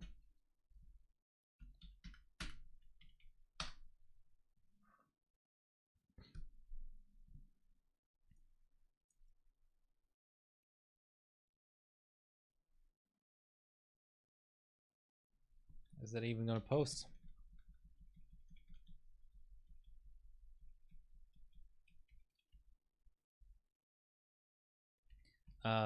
Quick Mew asked about the so yeah, the PSC tight 2600 1.92 profile is what I've loaded. So it's A12A 28 command rate 1 88 TRFC. I mean, it's not, you know, it's nothing amazing, but it's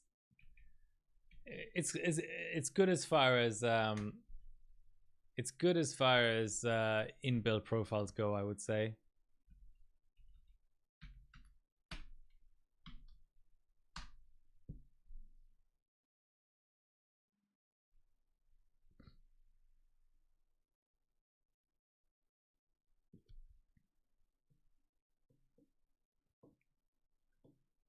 This is 1.88.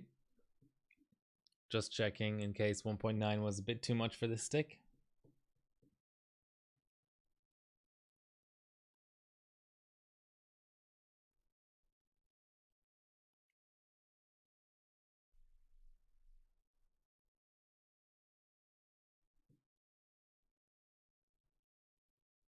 Four gigahertz, nice. I remember 4 gigahertz on first gen Ryzen was a really good overclock.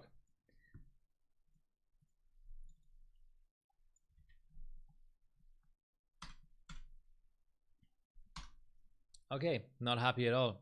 Not going to spend any more time on this.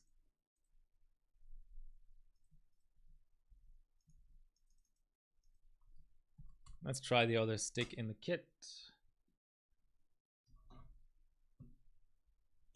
It's not dirty or anything, is it? It's even got some Vaseline on it, but it's not gone on the teeth at the bottom. So, all right, let's just try the other stick in the kit. I mean, it is a low bin, 2133. Well, what would you say? Is 2133 910 9 a worse bin than 2898? It's basically the same bin as the Corsair I have, so okay.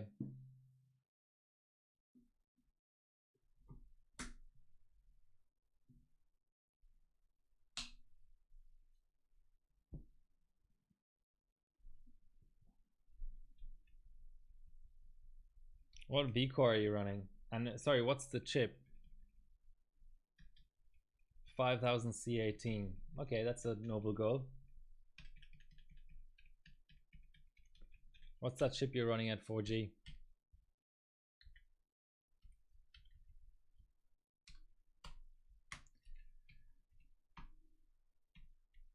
Okay, on this stick, let's try 1.8.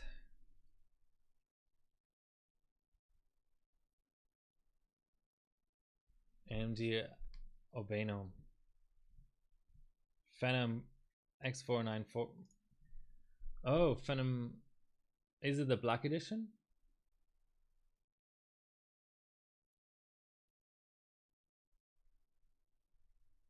Or is it the locked chip? Because there was a 940 locked as well.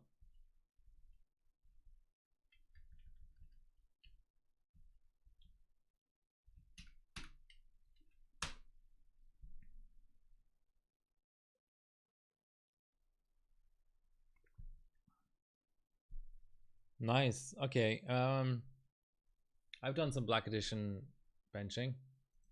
I want to return to it.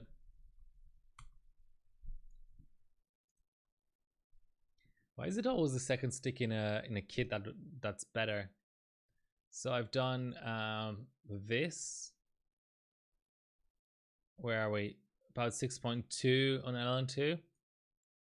Still not as good as Kulaler, but yeah, some ancient scores here. No one's really benched this. Like June 2009, incredible. I love breaking old records like that. But I've done the W primes, so this one's pretty cool. Just out efficiency and an Erber. 2009. No one. Of course, the big prize is 32M, and I don't think I have a stick for it. Or the sorry, I don't have the IMC for it. So 5.7 through W prime, you would think 5.8 through 32M wouldn't be so hard, but it is.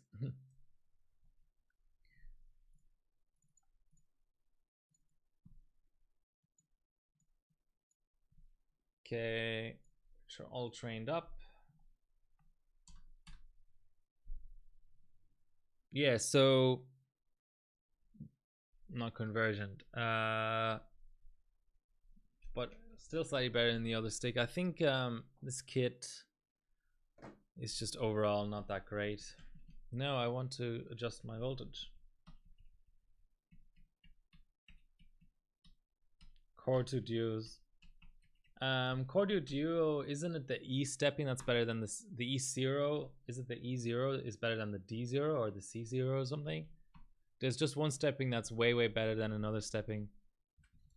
1.88. But what? Yeah, I know it's E0 that's the better stepping, but what's the stepping that it's better than? Is it C0 or D0? Yeah, so 940 Black Edition, definitely something I want to come back to. I have 3 chips, but it's B0. Yeah, I think you're right. It's just hard because I'm running on a LAN party, a DDR2 LAN party. So it's kind of a bit higher level of difficulty than just running the DDR3 versions of those Phenom 2s.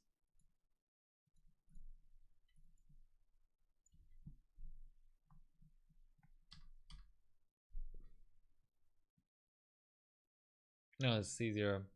So I was running through.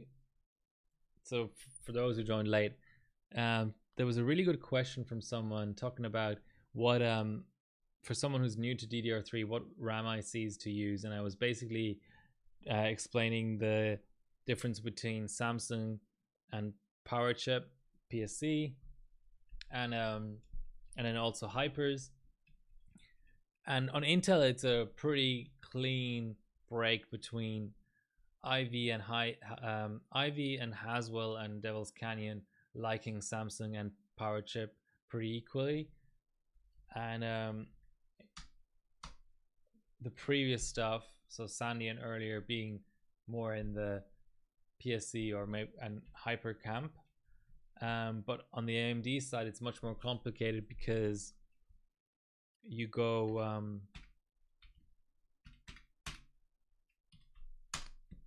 Hypers for AM3, but then a mix of Hypers, PSC, and SAMI for AM3 Plus. And then I was talking about AM1, which is Hypers because it's a single channel platform with a really weak IMC. So here was the example I was talking about, AM1, which is this was a Country Cup 2014 stage, 1,796, crazy weak IMC. But then, so we've gone through the mainstream platforms. AMD never had a quad channel DDR3 mainstream platform, so it was really only AM3 and AM3 Plus.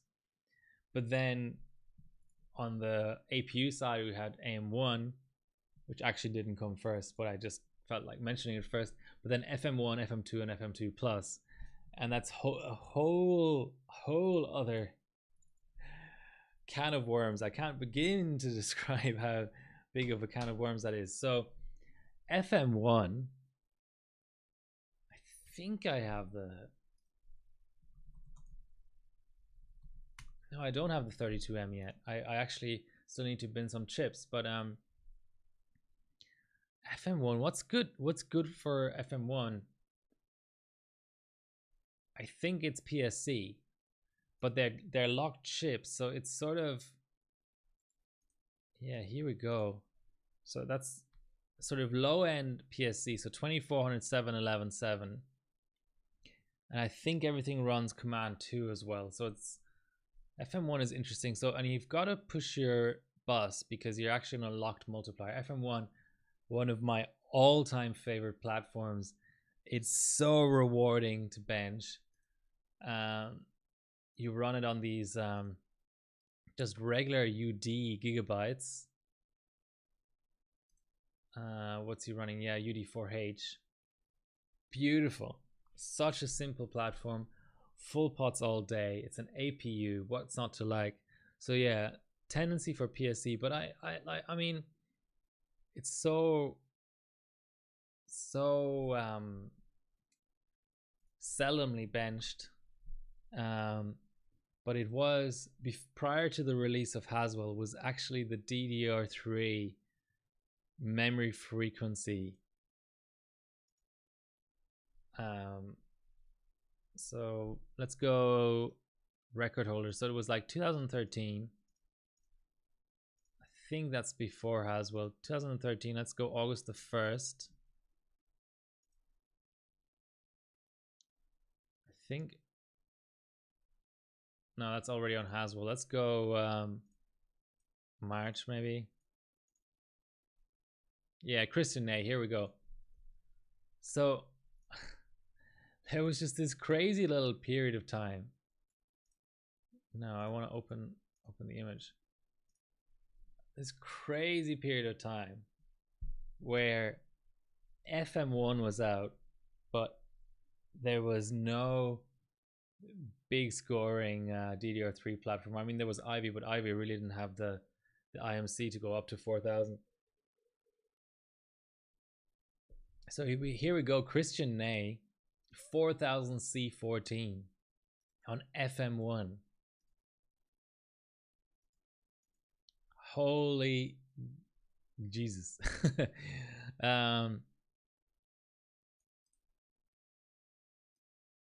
CPU died after 12 hours of benching.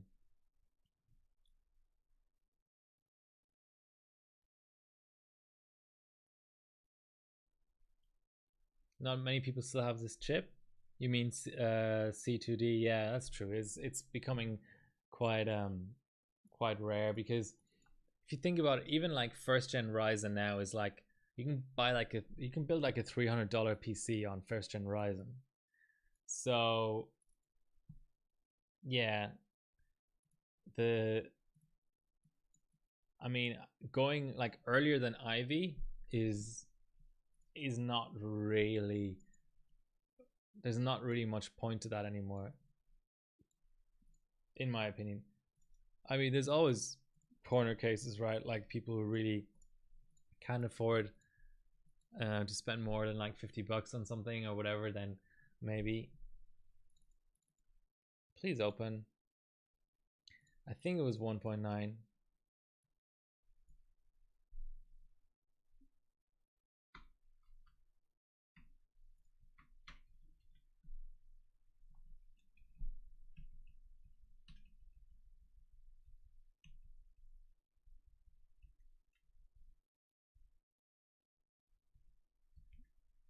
So sometimes sticks are happy to go higher at the same volt. So let's try that.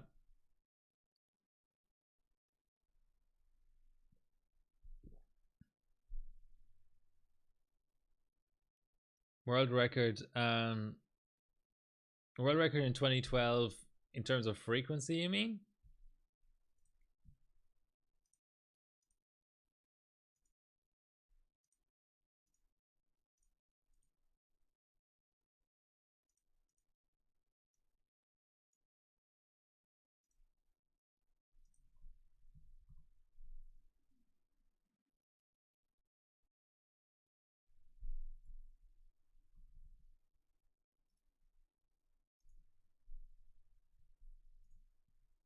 It was still cool, Aller.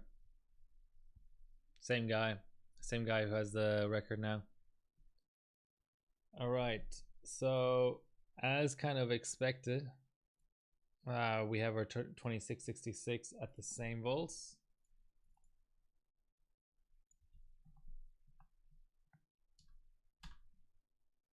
Okay, so let's note that down.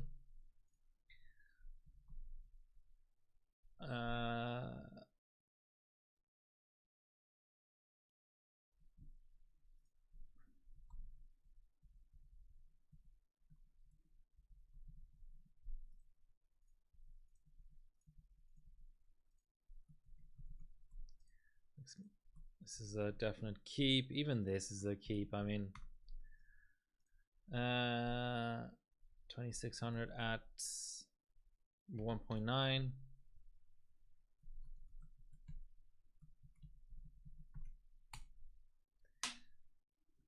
Okay, so here's another kit to get rid of. Anyone want these?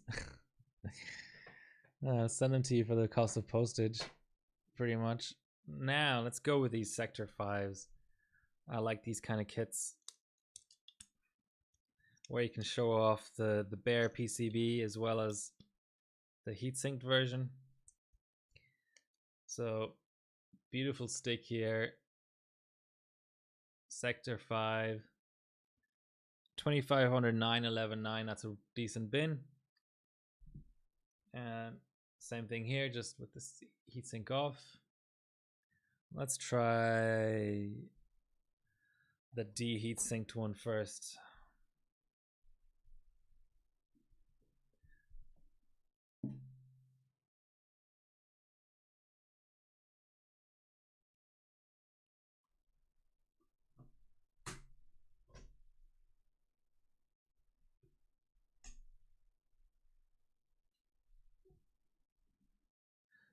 So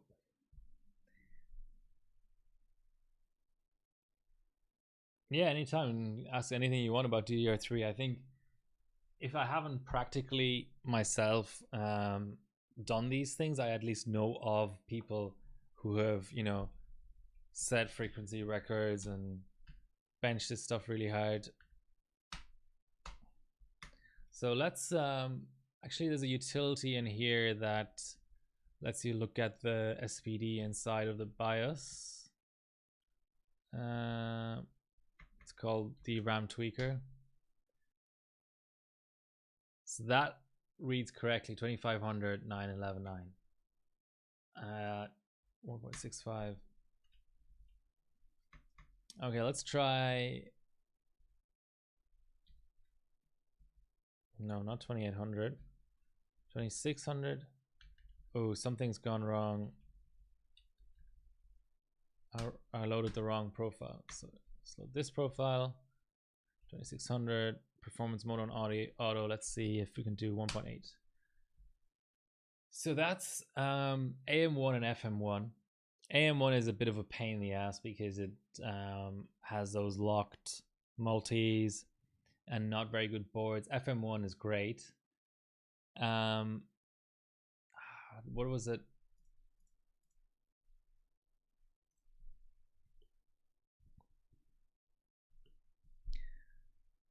I had this painful experience on FM1. I was trying to go for 6G and I ended up with a validation of 5999.3.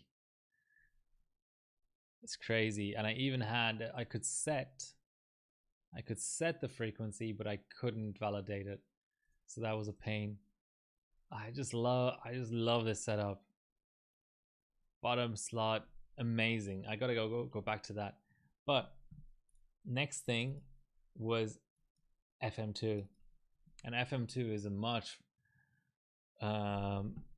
bigger platform with more chips, more boards, better boards, a longer lifetime, and it's you know, it's dozer based, so it goes up to 8G.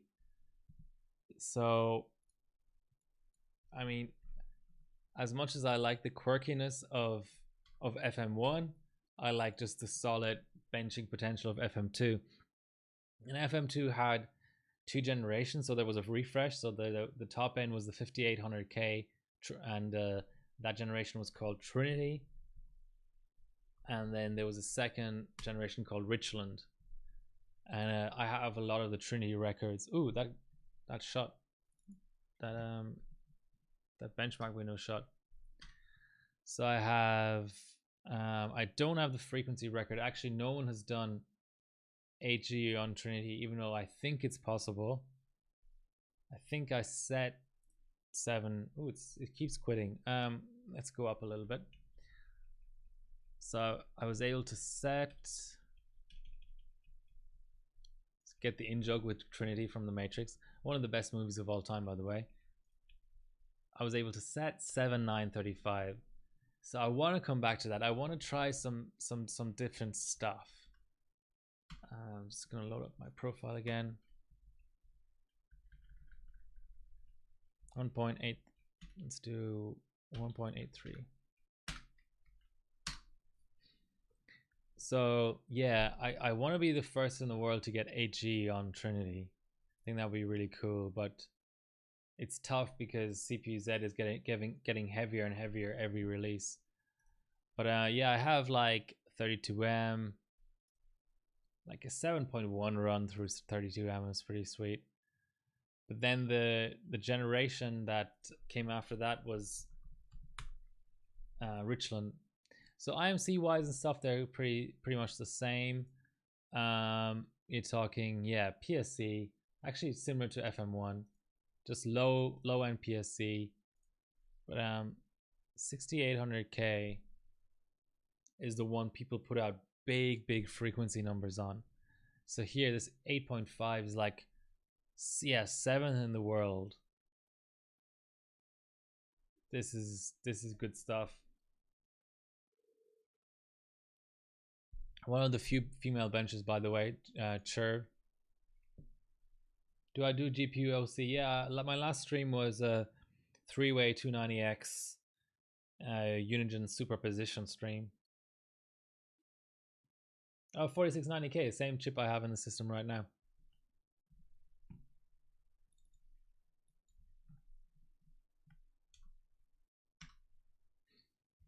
Yeah, it's just FM2 is fantastic. Full pot. Look at these crazy boards they came out with. Just amazing. 7 years ago. 7 long years ago. So PSC again. But I still need to get a good enough chip for 7.6 through 32M. That's a lot. And I'm guessing they're on SAMI. So on the very high end, if you have a good enough IMC, you go SAMIs.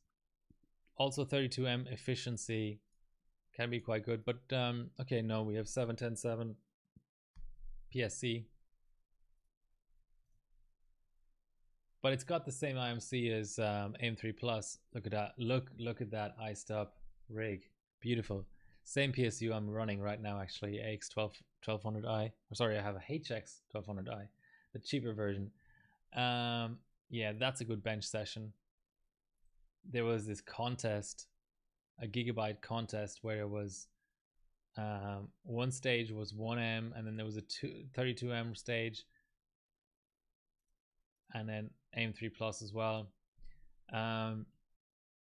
But yeah, so PSC with maybe a bit of SAMI mixed in, but then FM2 Plus was the one that was on the newer process. Was it 20 nanometer?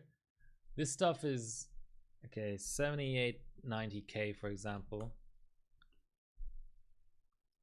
I think the full pot process was 28 nanometers, or was it 32? And then is this this is the cold bugged one. 28. Okay, so 28 yes, 32. So 32 is nanometers is FM1, I guess, and FM2, and then FM2 Plus is 28 nanometers. So I don't know much about the IMCs. I think the IMCs are a bit better, so you're probably tending towards Samsung. But yeah, runs in the same motherboards as FM2, but very different because it's cold bugged around -100 or even lower. got our nice little what are we at? I think I'm at 1.883. Yeah, it's 1.83. So this is like a medium good dim.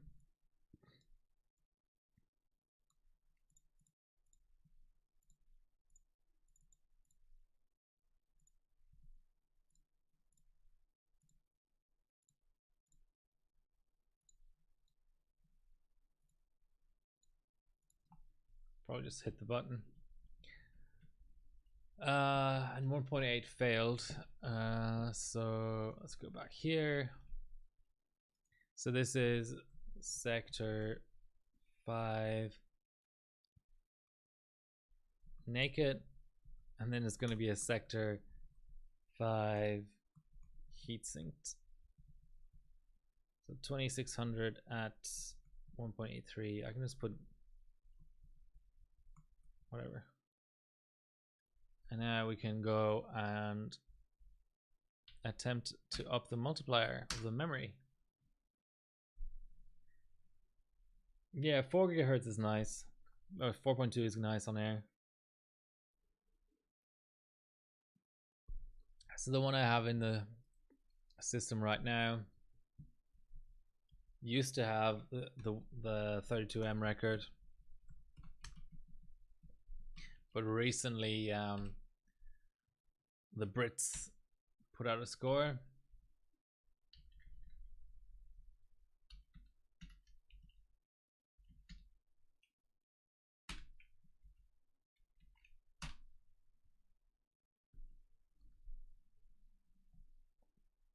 So I need to rebench this. I'm only a couple.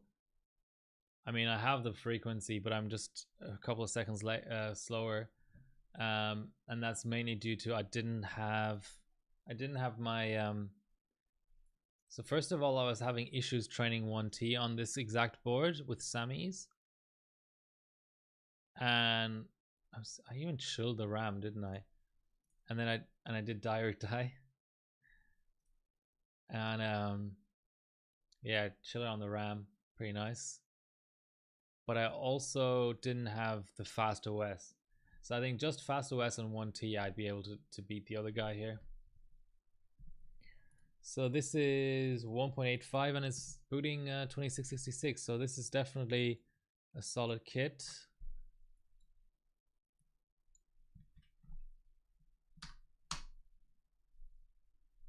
Oh, I scroll down. No.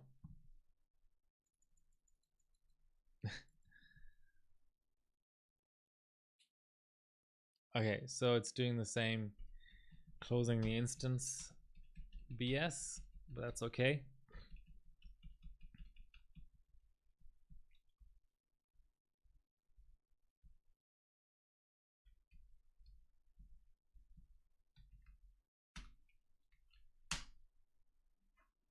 I mean, anything under 1.9 with this tight of a profile probably is above average.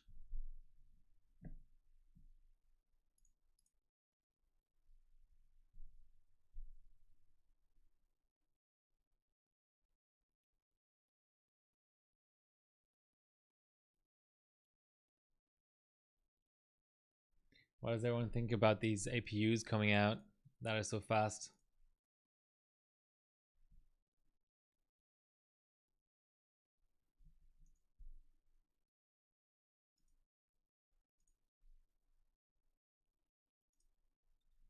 All right,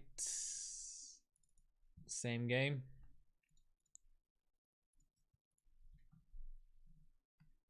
Okay, I'm taking bets. Is it gonna pass?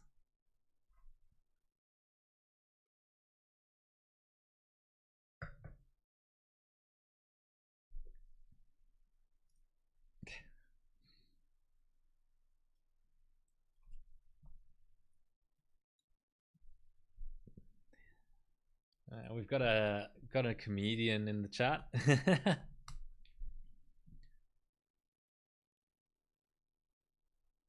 Accelerated processing unit. Long and proud tradition. 2011 onwards. There's actually a lot of APUs around. Okay, it looks like it's gonna pass. And should I pencil it in already, or is that tempting fate? I mean, that's, to me, that's a keep. That's a pretty damn solid stick. I mean, this alien up here, this is getting like, this is, the hell.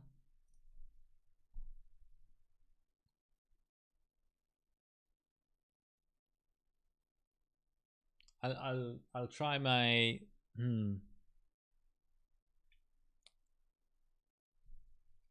what should I try? I think I'm gonna go with the 10 trident. Just to see, you know, are they all that bad? Okay, so 1.88. It did pass. So that's beautiful. Is it strictly required that I take the screenshots? Now that I think about it, because I'm keeping a spreadsheet anyway. But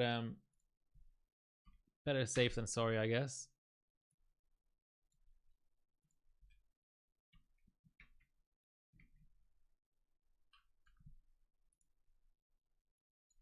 Where's my screenshot.exe? Always hiding. Okay, so shut down.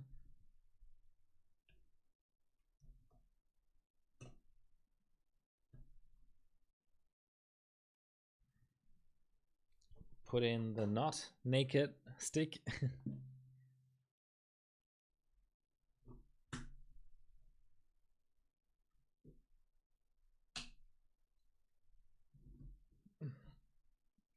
And then it's next will be the trident. So bin stuff, unbin stuff. Yeah, I'll do a trident, and then maybe a couple of the Corsairs. But I also definitely want to get to my so-called tequila sticks. The 7, 10, 10 bin of the G-Skill Pi.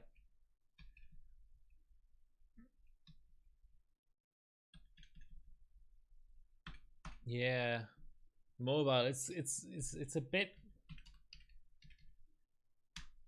I don't want to be too bleak about things, but it's a bit scary the way things are going in terms of mobile and so on.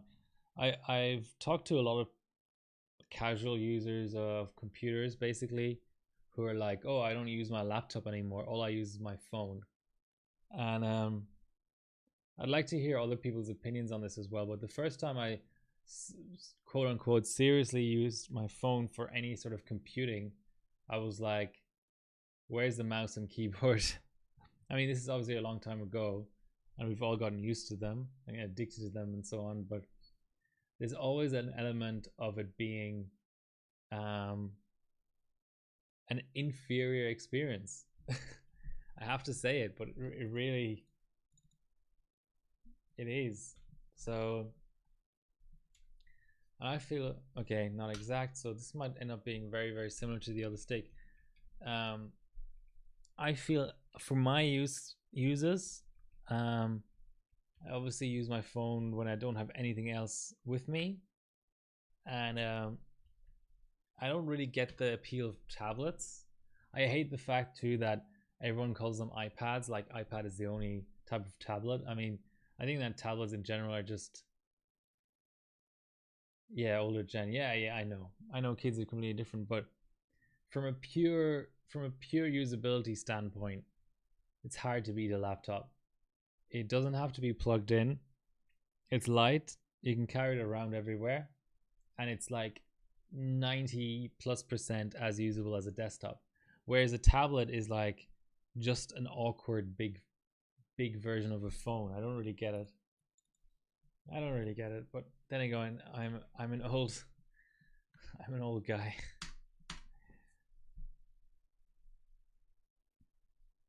I think our computing power has improved a lot, but the usability, I'm not so sure about that. I don't think it's really it's not emphasized either. It's not prioritized. It's looking like this might pass.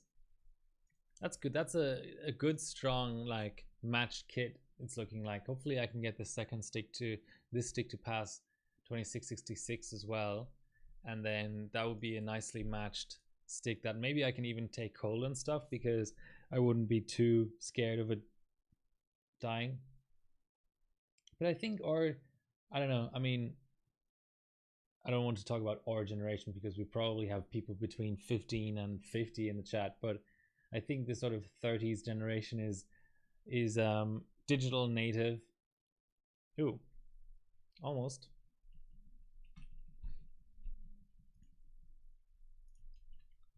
Digital native as well as digital non-native, if that makes any sense. Like just sort of straddling that void. I don't know. Just my impression. Surely 1.85. It's gonna work.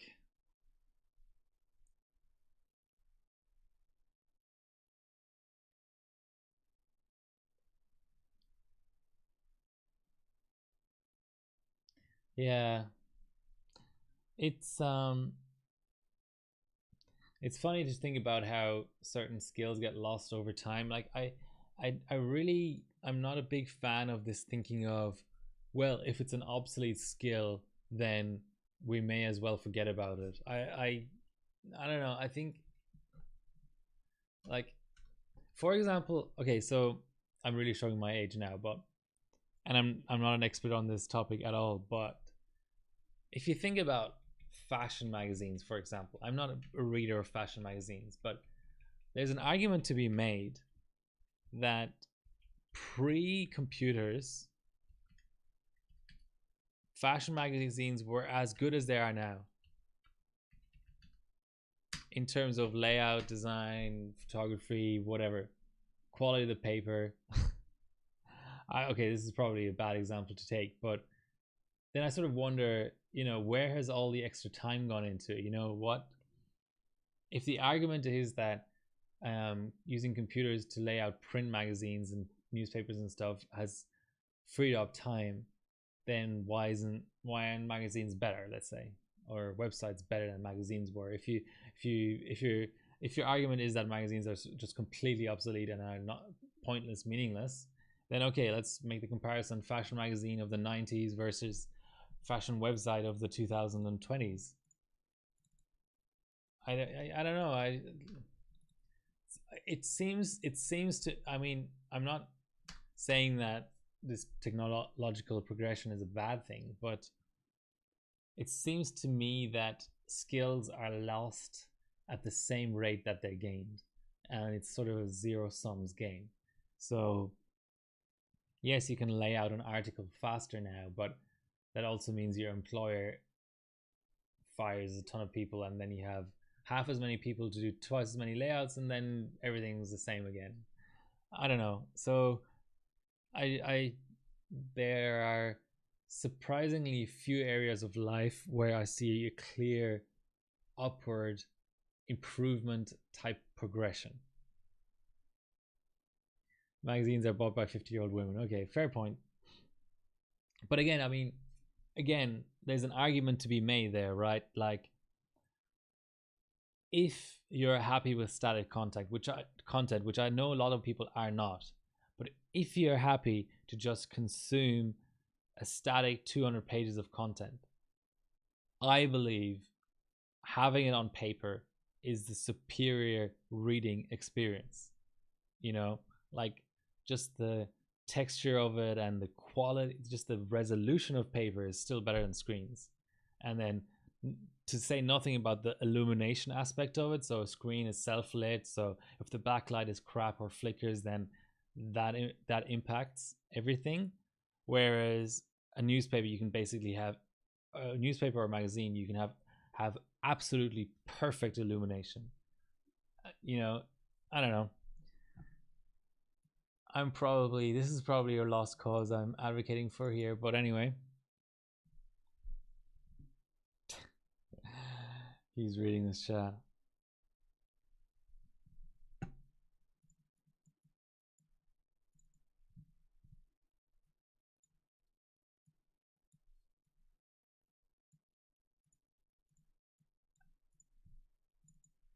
And I mean, when you, I think it's, what did I end up doing? 1.88, didn't I? Yeah.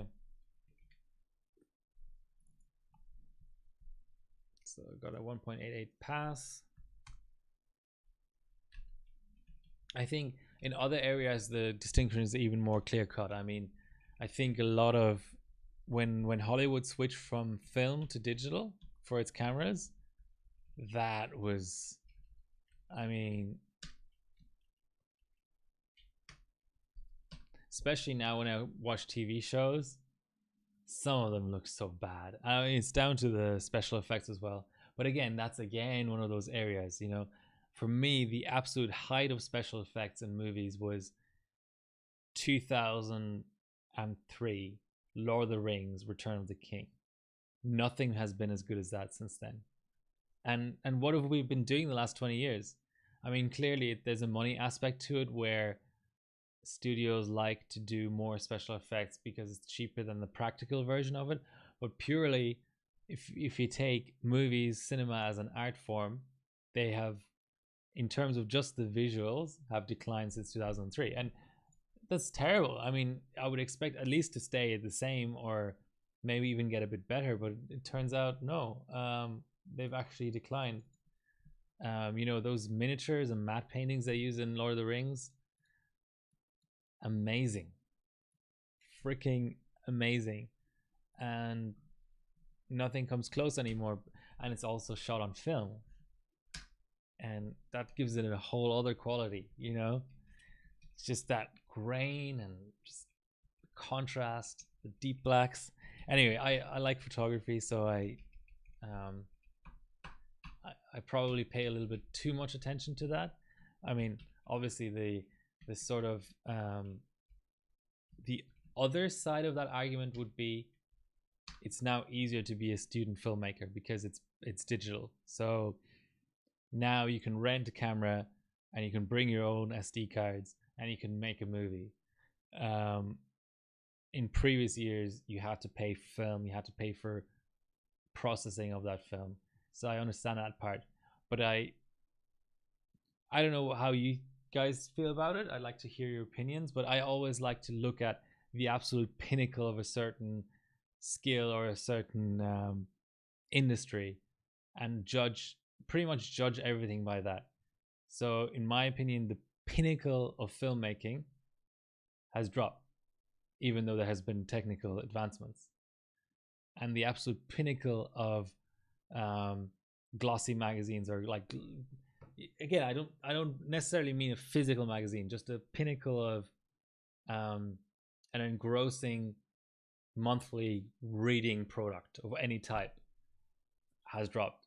So where are we really going? Like, what's the end game here?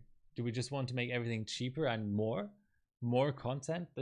That's what's crazy, I think, is the fact that everything is described as content now. Who am I? Oh, I'm a content creator. How often do you create content? As often as possible, because that's what the algorithm wants me to do. There used to be people who would maybe have one photographic exhibition a year. You can't do that anymore. Like, I take photographs, but I don't have a photography Instagram, and that's like, it's like not even existing. You know, I don't mind that. I don't mind the anonymity of it, but I have a Instagram already for overclocking, and that came first. And yeah, if all of my photographs are just physical and they're not stored on in the cloud somewhere and for tens of thousands of people to look at them, I don't really care. But that's the only goal for anyone anymore, is creating content. You know, even I know someone who's a florist, and even for them, content is king. You know, it's like, wouldn't you think that the most important thing would be for someone to come in? Because again, I'm not, just as I'm not an expert on fashion magazines, I'm also definitely not an expert on floristry. But wouldn't you think that the measure of the pinnacle of floristry would be to see and smell and touch the flowers and be like, this is a great bunch of flowers? But no, it's actually looking at a picture of one on a phone. How ridiculous is that?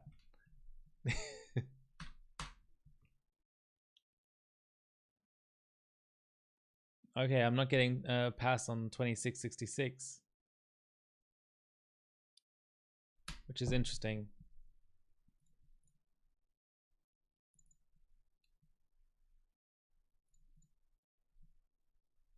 Just because I'm trying to hold on to this kid. Well, okay, let's just leave it at that. Let's leave it at that. Okay, so been through that. Now I'd really love to hear everyone's opinion. I know I'm probably wrong. I just can't help feeling the way that I do. You know, there's a difference. You know, like some people think they're always right, and they will defend their opinion, you know, till the cows come home. I mean, I do defend my opinion till the cows come home, but I'm very well aware of the fact that I may be wrong, and it may just be me. I hope. I hope I'm aware of that. I at least am to a certain degree, but maybe not enough. Okay. Yeah, channels, the way that they advertise mid video and stuff, it's just, yeah, the memory controller is very robust. What do you need to know about DDR3 overclocking on FM2? It's pretty, I would say, pretty straightforward. It just doesn't go very high. Don't expect 2600 C 9129, but you can certainly expect 2400, I guess.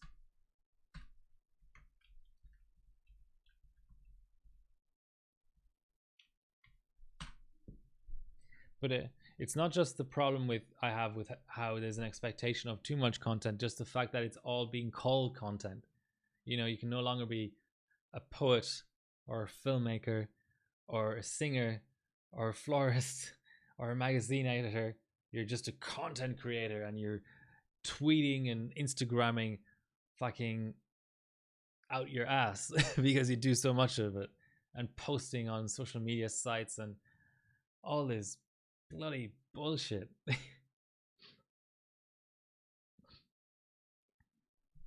Okay, so this stick seems to be doing 1.8, which is interesting.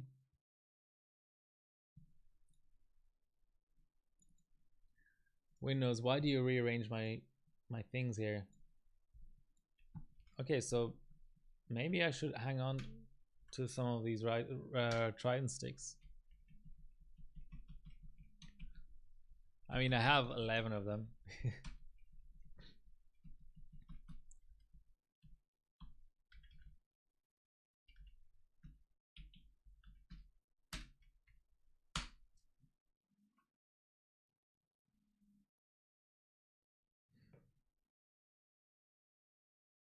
Unity of chatting. Well,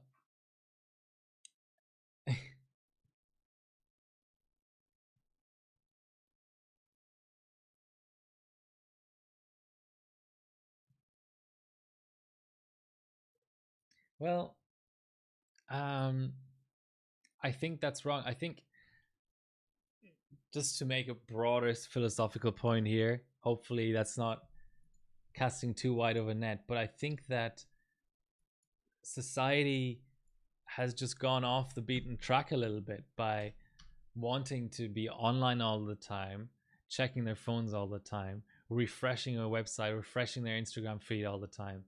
It's, yes, I agree that the current competitive and commercial landscape is such that you need to create a lot of content, but I think that's fundamentally wrong. I think that there should be a move of some description towards, I don't know if educating is the wrong word, maybe that's a bit condescending, but let's use that word, educating people on the fact that it is bad for your mental health to be constantly looking at your damn phone. And if that's, you know, if that's the soccer score, is great, you know, well, that can go too far as well, but at least there's a reason why you're checking it all the time, because it might change. But I think that the more you doom scroll and so on, it's just unhealthy, because I think inevitably the more content is put out, the more depressing it is, sort of. because if you ask someone to make a video once a week, I think they can let their creative juices flow and make a positive video, or at least an inspiring video in some sense. But if you ask that same person to make 3 videos a day, more likely than not, they're going to be a waste of time and depressing. And it also says a lot about the mindset of the person who watches that they must be in some form, I don't know, hopefully I'm not being sort of judgmental here or something, but like in some form that person must be depressed too, because they feel it's necessary or important, or yeah, have some sort of fear of missing out about stuff, and they have to watch those 4 videos that I put up every day, you know. So it sort of goes both ways. I think less is more. I think maybe that's just me, but in my opinion, less is more. You know, I respect the person who writes a book every 5 years. I don't know if you can make a living off of that, but I definitely respect the person who writes a book every 5 years, because odds are it's going to be a damn good book. If someone writes a book every 3 months, then it's probably not going to be a good book. Webcam and scaling.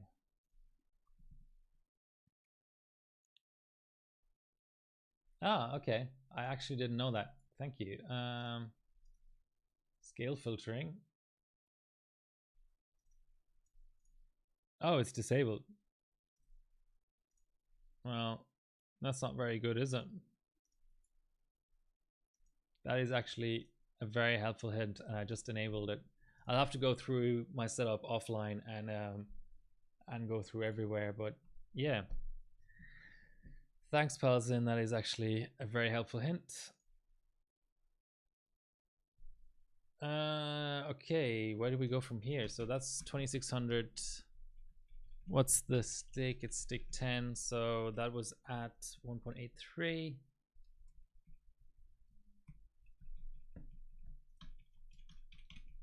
OBS should enable that by default. I mean, if it doesn't have a big CPU impact. Okay, let's try 2666 at the same voltage.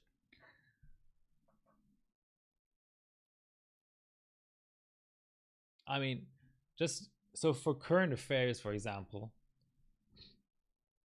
I used to actually be one of those people who would go out and buy a daily newspaper and read it daily, and it was just the quality of journalism was amazing, because people had an entire day to write an article. And yes, it might be a little bit outdated, but I think that the level of insight you can provide in an article is so much more that more than compensates for the fact that the article might be a little bit outdated. And I actually don't think you need news more often than daily. Like, why not just engage with the news once a day, you know, at 8 a.m. or whenever it is, and that's it. But now people are just like expecting micro updates all the time, and that journalism suffers and the people suffer, because especially these days the news is mostly not great. Now my hair is okay. I didn't know that there was a scaling issue. I don't really see it on my screen, but I believe that if you have the stream a bit higher, I have it in a small view here, so yeah, certainly the scaling could be completely different. Let's open Formula Drive. Oh, it's stopped opening completely. Oh no, I just have to wait for that second error message. So now we're on 1.88 and we are on 266. Just double checking to confirm.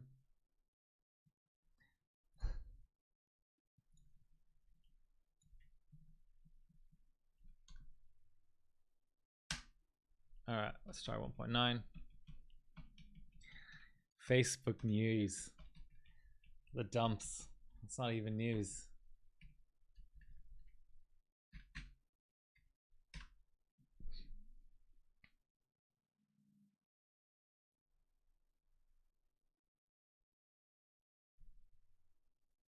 So that was actually one of the better stakes so far on 2600. Let's see if we can get it stable. 2666.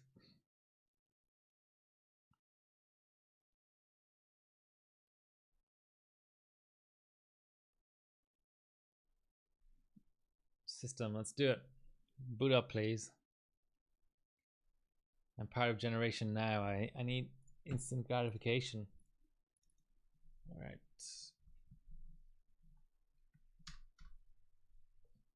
Yeah, we have an initial value. Okay, while that runs, I'm just gonna go off and I'm losing my voice a bit, so I'm gonna get a glass of water. I'll be right back.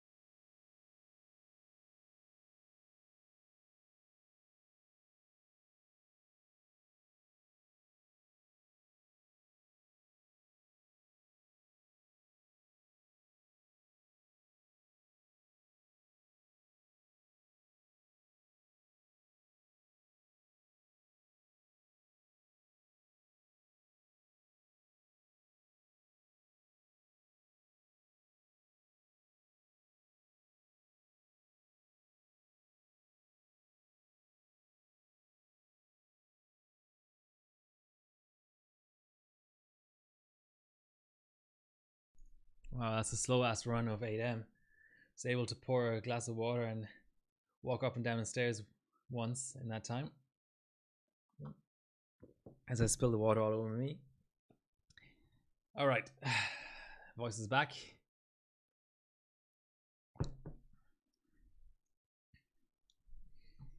Yeah, man, that WhatsApp and all that.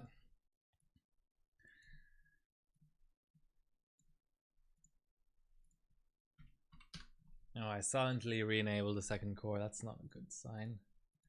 I want to have consistent results, damn it. So that was 1.9 VDIM, Trident, hash 10.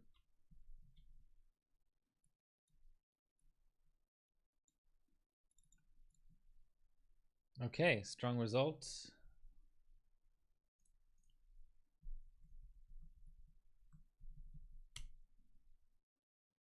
Just fill the pot. Yeah,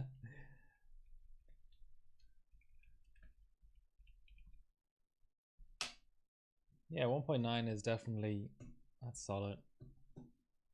Okay, I'm now curious. I'm gonna go with one more Trident now because that's piqued my curiosity.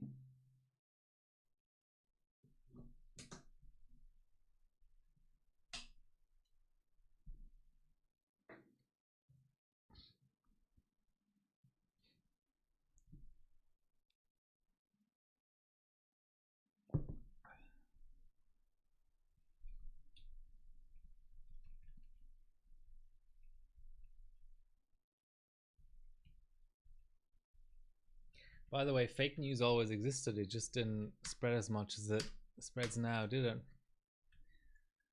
Okay, let's try.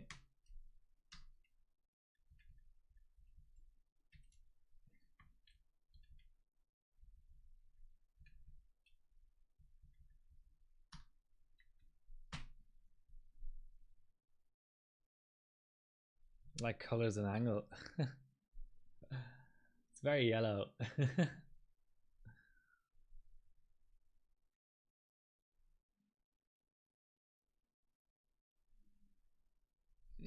Is 1.8 gonna train up? I don't think so. Should have. Yeah, it didn't train up. 1.83. People keep telling me this board is rare. I don't know. I think I bought mine from China, AliExpress.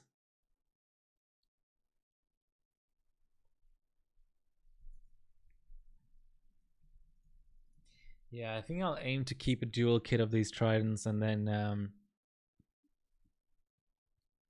maybe I can sell the rest as 2 triple kits, even though triple kits don't really sell that well anymore.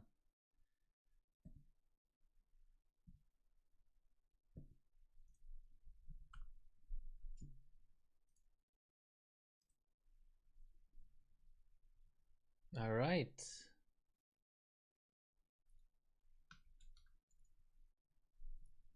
Open up.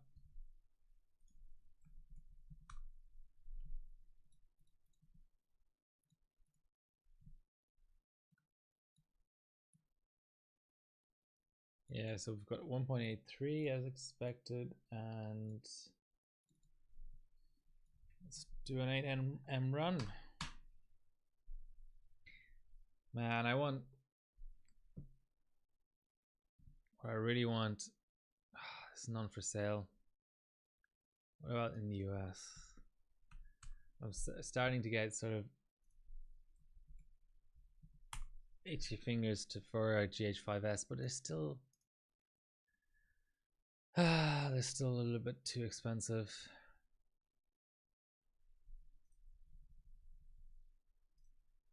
Such an amazing camera though. Okay, so late-ish fail. Look at that. So let's go 1.885. So next, since I was talking about FM2, next week, I think I'm going to have to do an FM2 stream, because it's that time. I have a new 6800K. I still have all of these things I want to achieve. So what do I want to achieve on? No, there's some nice subs here. So on 6800K, I need to get the 32M record, which will be the overall platform record. I still need to get 8G, and yeah, there's a few points as well. There's a few points to get out. Let's have a look. Let's go back.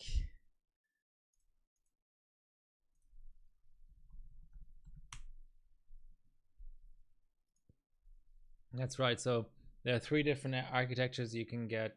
Well, technically 4, but 3 different sockets you can get AG on. LGA 775 on the Intel side, FM2 on AMD, and AM3 Plus. I have 8G multiple times on different chips on AM3 Plus, but I don't on FM2, and FM2 is the next easiest one. I think I was able to like see 7.9 is damn close.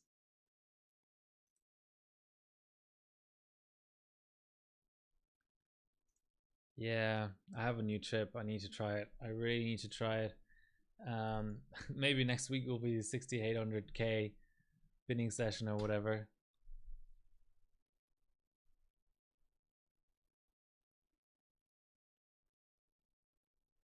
So this is 1.85. Yeah, let's check these submissions.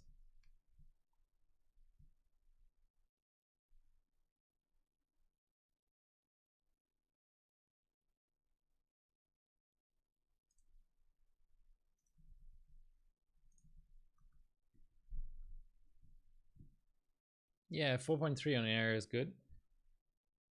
A DQ6 board, nice.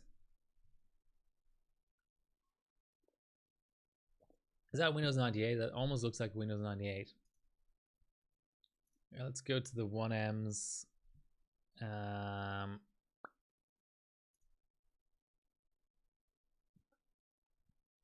So if we filter down into air, yeah, first for air. So 5900. What about stock? Yeah, there's someone here who has, yeah, pretty much first for air. for 4G. But yeah, I mean, if it's passing 1M at 4.3, is the V core indicated correctly there? 1.54, yeah, that sounds about right. Okay, so this chip, this stick rather, needed 1.85, so it wasn't able to pass this. 1.85 for 2600. I'm tempted to start leaving out these screenshots, but I probably shouldn't because I need a record of the SPDs.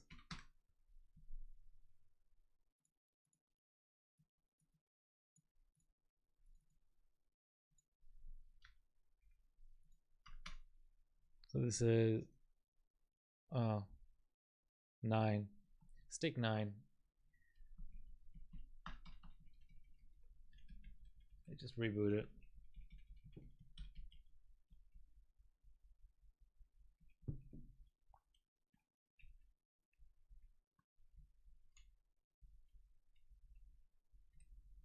Let's see if we can do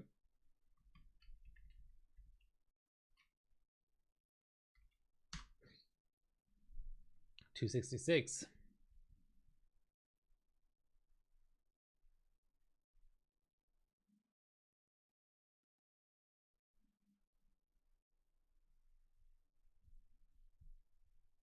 Nope. Okay, let's try 1.88.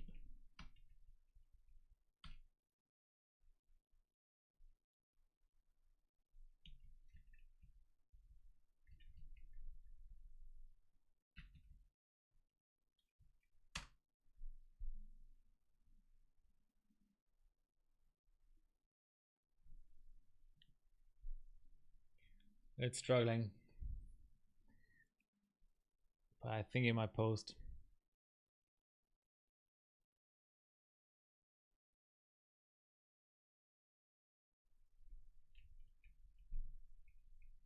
Nope.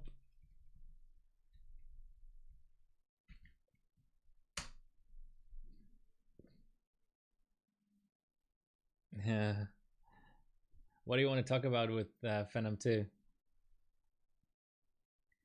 The DDR3 chips are beautiful. The 940 Black Edition is a bit harder to bench, I would say, but very rewarding.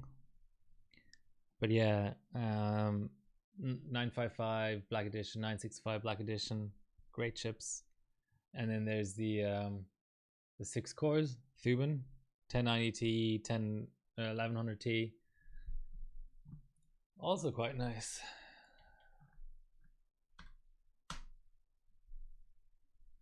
All right, 1.88 is no go. Let's try 1.9.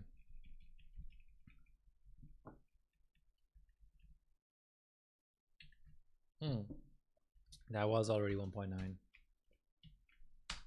Yeah, I'm starting to see a trend on these sticks. Yeah, it's just the variety of a cheap RAM, cheap boards, cheap chips, but still full pods, still a fun platform to bench. And like you say, you go all the way from Semprons all the way to 6 cores, and then you've got the tri-cores and the 5 cores. The variety is great. The RAM overclocking part is just sort of like a joke. It's like you just dial in 900 666 command rate 1. I mean, that part is a bit ridiculous.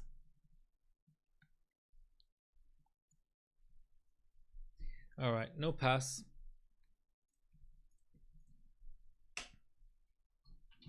So yeah, as expected, the Tridents are, you know, good-ish. But now let's go for something a little bit more exciting. So this was the original kit of 2 tequila sticks I had, and this should be another 71010 2200 bin PSC, which is pies, G-Skill pies.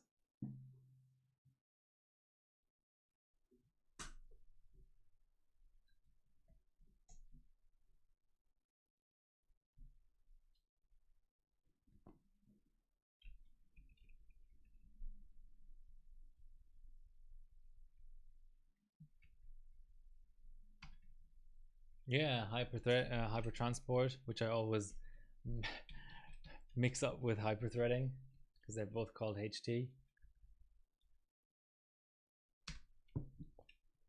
All right, let's aim high here. Let's go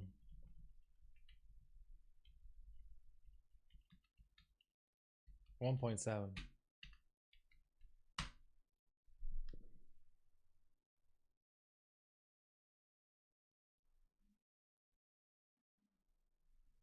Oh, you mean raw frequency? CPU frequency? Yeah, for sure. I mean, that's usually the case. I mean, there's two aspects to 64-bit versus 32-bit. On the memory side, it relieves the pressure on the memory controller a little bit, so you might get higher higher overclocks on the memory side, higher stable overclocks. For raw frequency, it's just, yeah, I mean, for raw frequency, any pressure you can take off the chip is useful. So let's just double check our SPD. Yes, so it is the 2200 710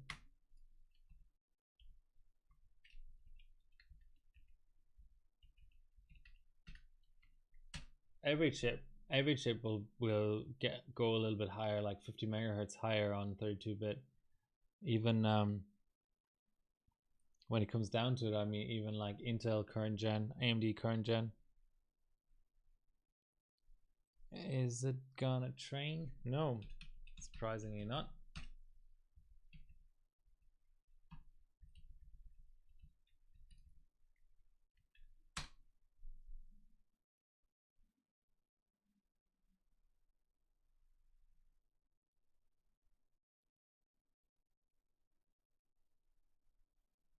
Okay, 1.78. Let's start a new little area. So 2200 7 10 10 hash 1 hash 2. No. Hash 3.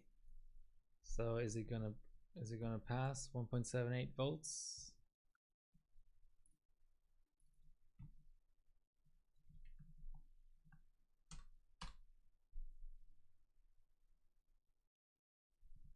Nope.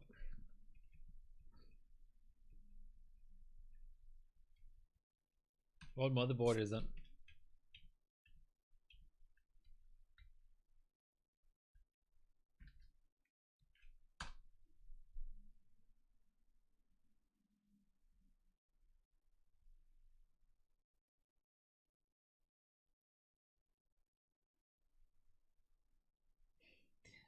Relatively good. It's pretty much the best. No, for AM3 Plus, I would say it's the best all around overclocking motherboard. For AM3, you might be held back a little bit on Northbridge frequency, that kind of thing,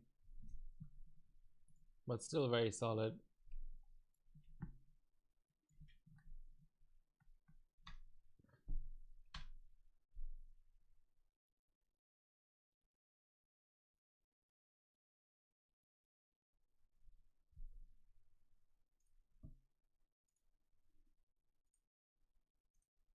It's been going on. Yeah, I like these APU shenanigans that are going on here.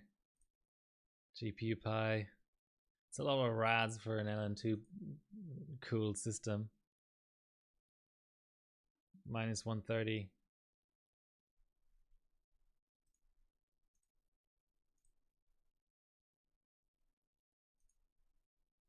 So there's that.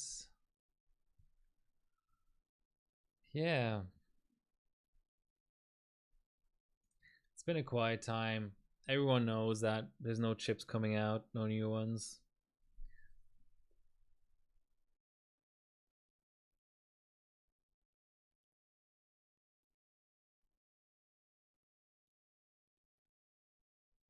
Yeah, it'll be interesting in terms of releases. They say Q3 for Alder Lake, right? Or isn't it called Alder Lake, the new Intel? That would mean, I guess, late October sort of thing. Something like that. Okay, so we have our second best stick so far. So I think, I mean, that's getting there. That's good. Let's just double check. I won't take a screenshot.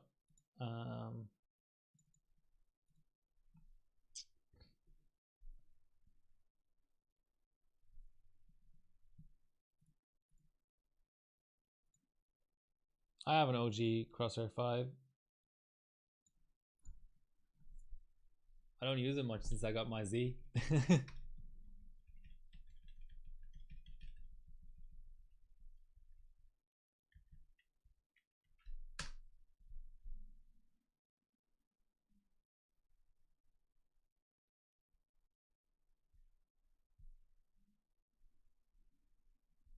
So the differences between those two boards is slightly better power delivery. I think an extra phase on the memory VRM on the Z. Yeah, in general, just memory overclocking a little bit better. But I think the Z doesn't do core unlocking anymore. The Z has the inbuilt debug code and all that. Yeah, otherwise quite similar boards. Yes, disabling of individual cores. So that's why people sort of speculate that maybe the original is a bit better at HG. But then if you look at their Bauer score on the Z, you know, it's crazy. But even the 5, the regular 5, I think I remember when I used to run it, you had to have a certain BIOS on it to be able to disable one of the two cores inside a module. So even there, it's not straightforward.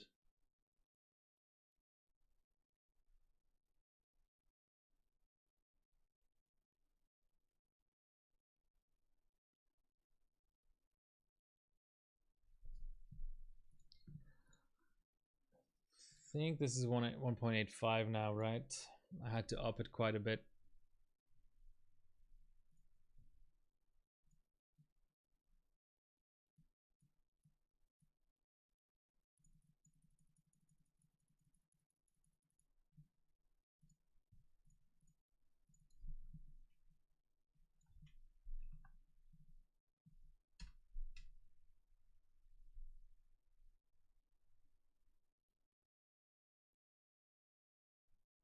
Yeah, for sure. I mean, the boards I use, I used to use the Crosshair 4 Extreme a lot. And then I got a 890FX A UD7 gigabyte board, and then I started using that a lot. Then it died. So now I'll probably be using an 890FX UD5 because for the SuperPi stuff, the Crosshair 4 Extreme isn't. Yeah, just I don't know, not that great.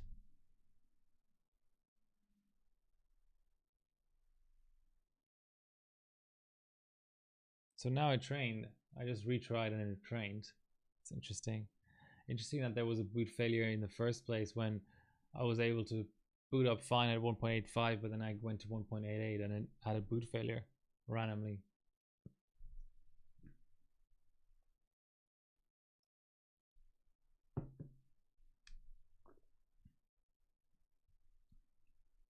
That Pro USB, isn't that an Asus board? I don't know, I don't have one, but okay, so slight issues at 2666. I can still go higher on the RAM though. think that's really good for certain things. I'm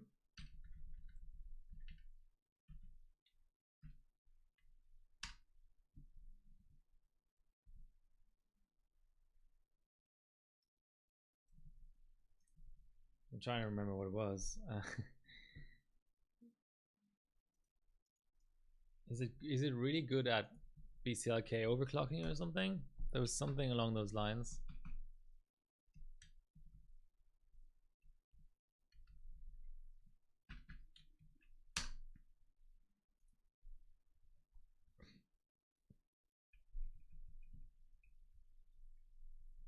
Yeah, here we go. Infrared did 454 BCLK on a Sempron.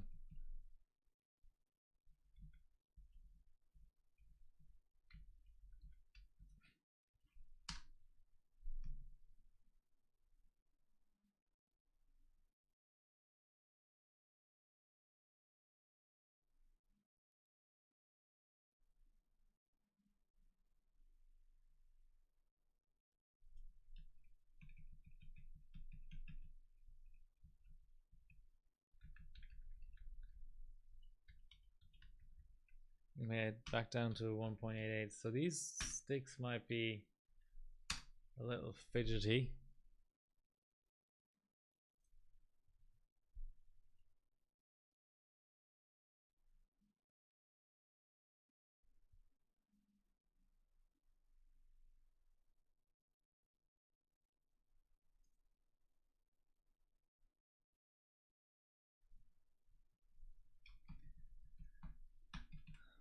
All right. Here's what we've binned. We still have 2 of these left and a lot of these left. Okay, I'll try this virgin looking Corsair PSC. And that might have to be the last stick of the day. I've passed the 3-hour mark. It's 10:30 at night.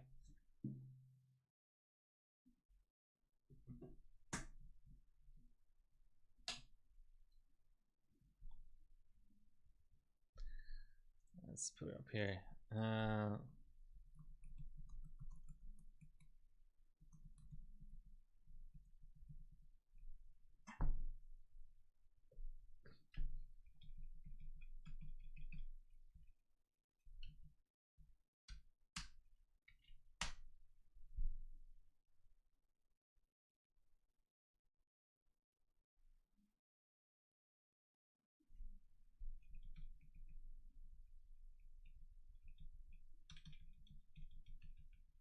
Yeah, I mean, it's a really good board. Like, if you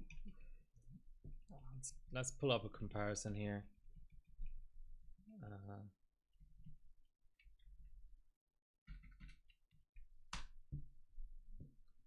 So if I go reference frequency and then I restrict to AM3,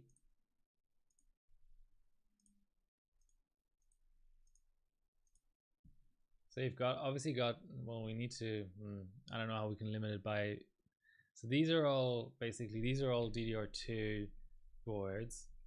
So you've got that BioStar at 490, another, yeah, these are all DDR2 boards again, another BioStar, another DDR2 board, DDR2 board, another BioStar, no, MSI. So all these funky boards, and then here's the board. So, you know, sort of like the second or third best DDR3 board as the rankings stand right now.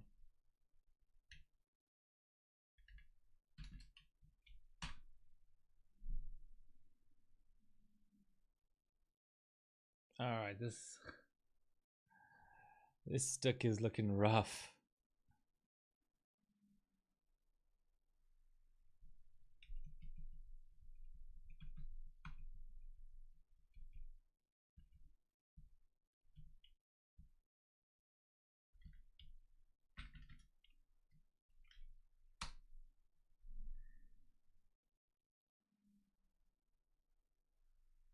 Yeah, AM2 Plus versus AM3 is purely DDR2 versus DDR3. Alright, so looking like maybe a pass of 1.88. That puts it, I mean, it's not the absolute worst stick we've had so far, but yeah.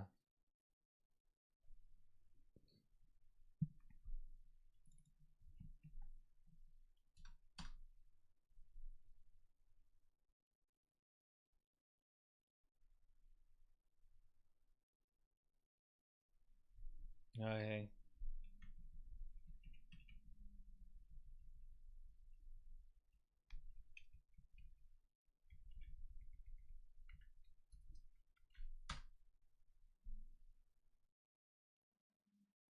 Let's just get a pass out and then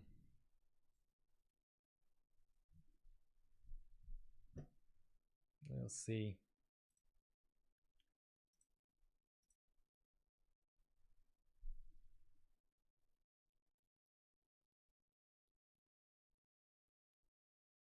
Beautiful. The UD4P. I have one of those. Where is it?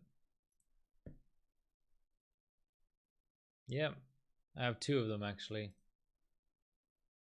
I have the record. Try to beat that. 463. Good luck.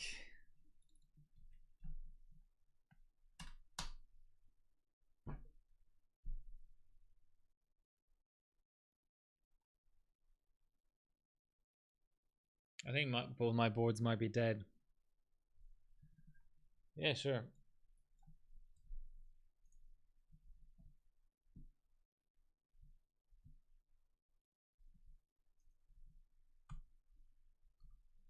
They can be quite temperamental to get going, those things. They like to throw error codes a lot.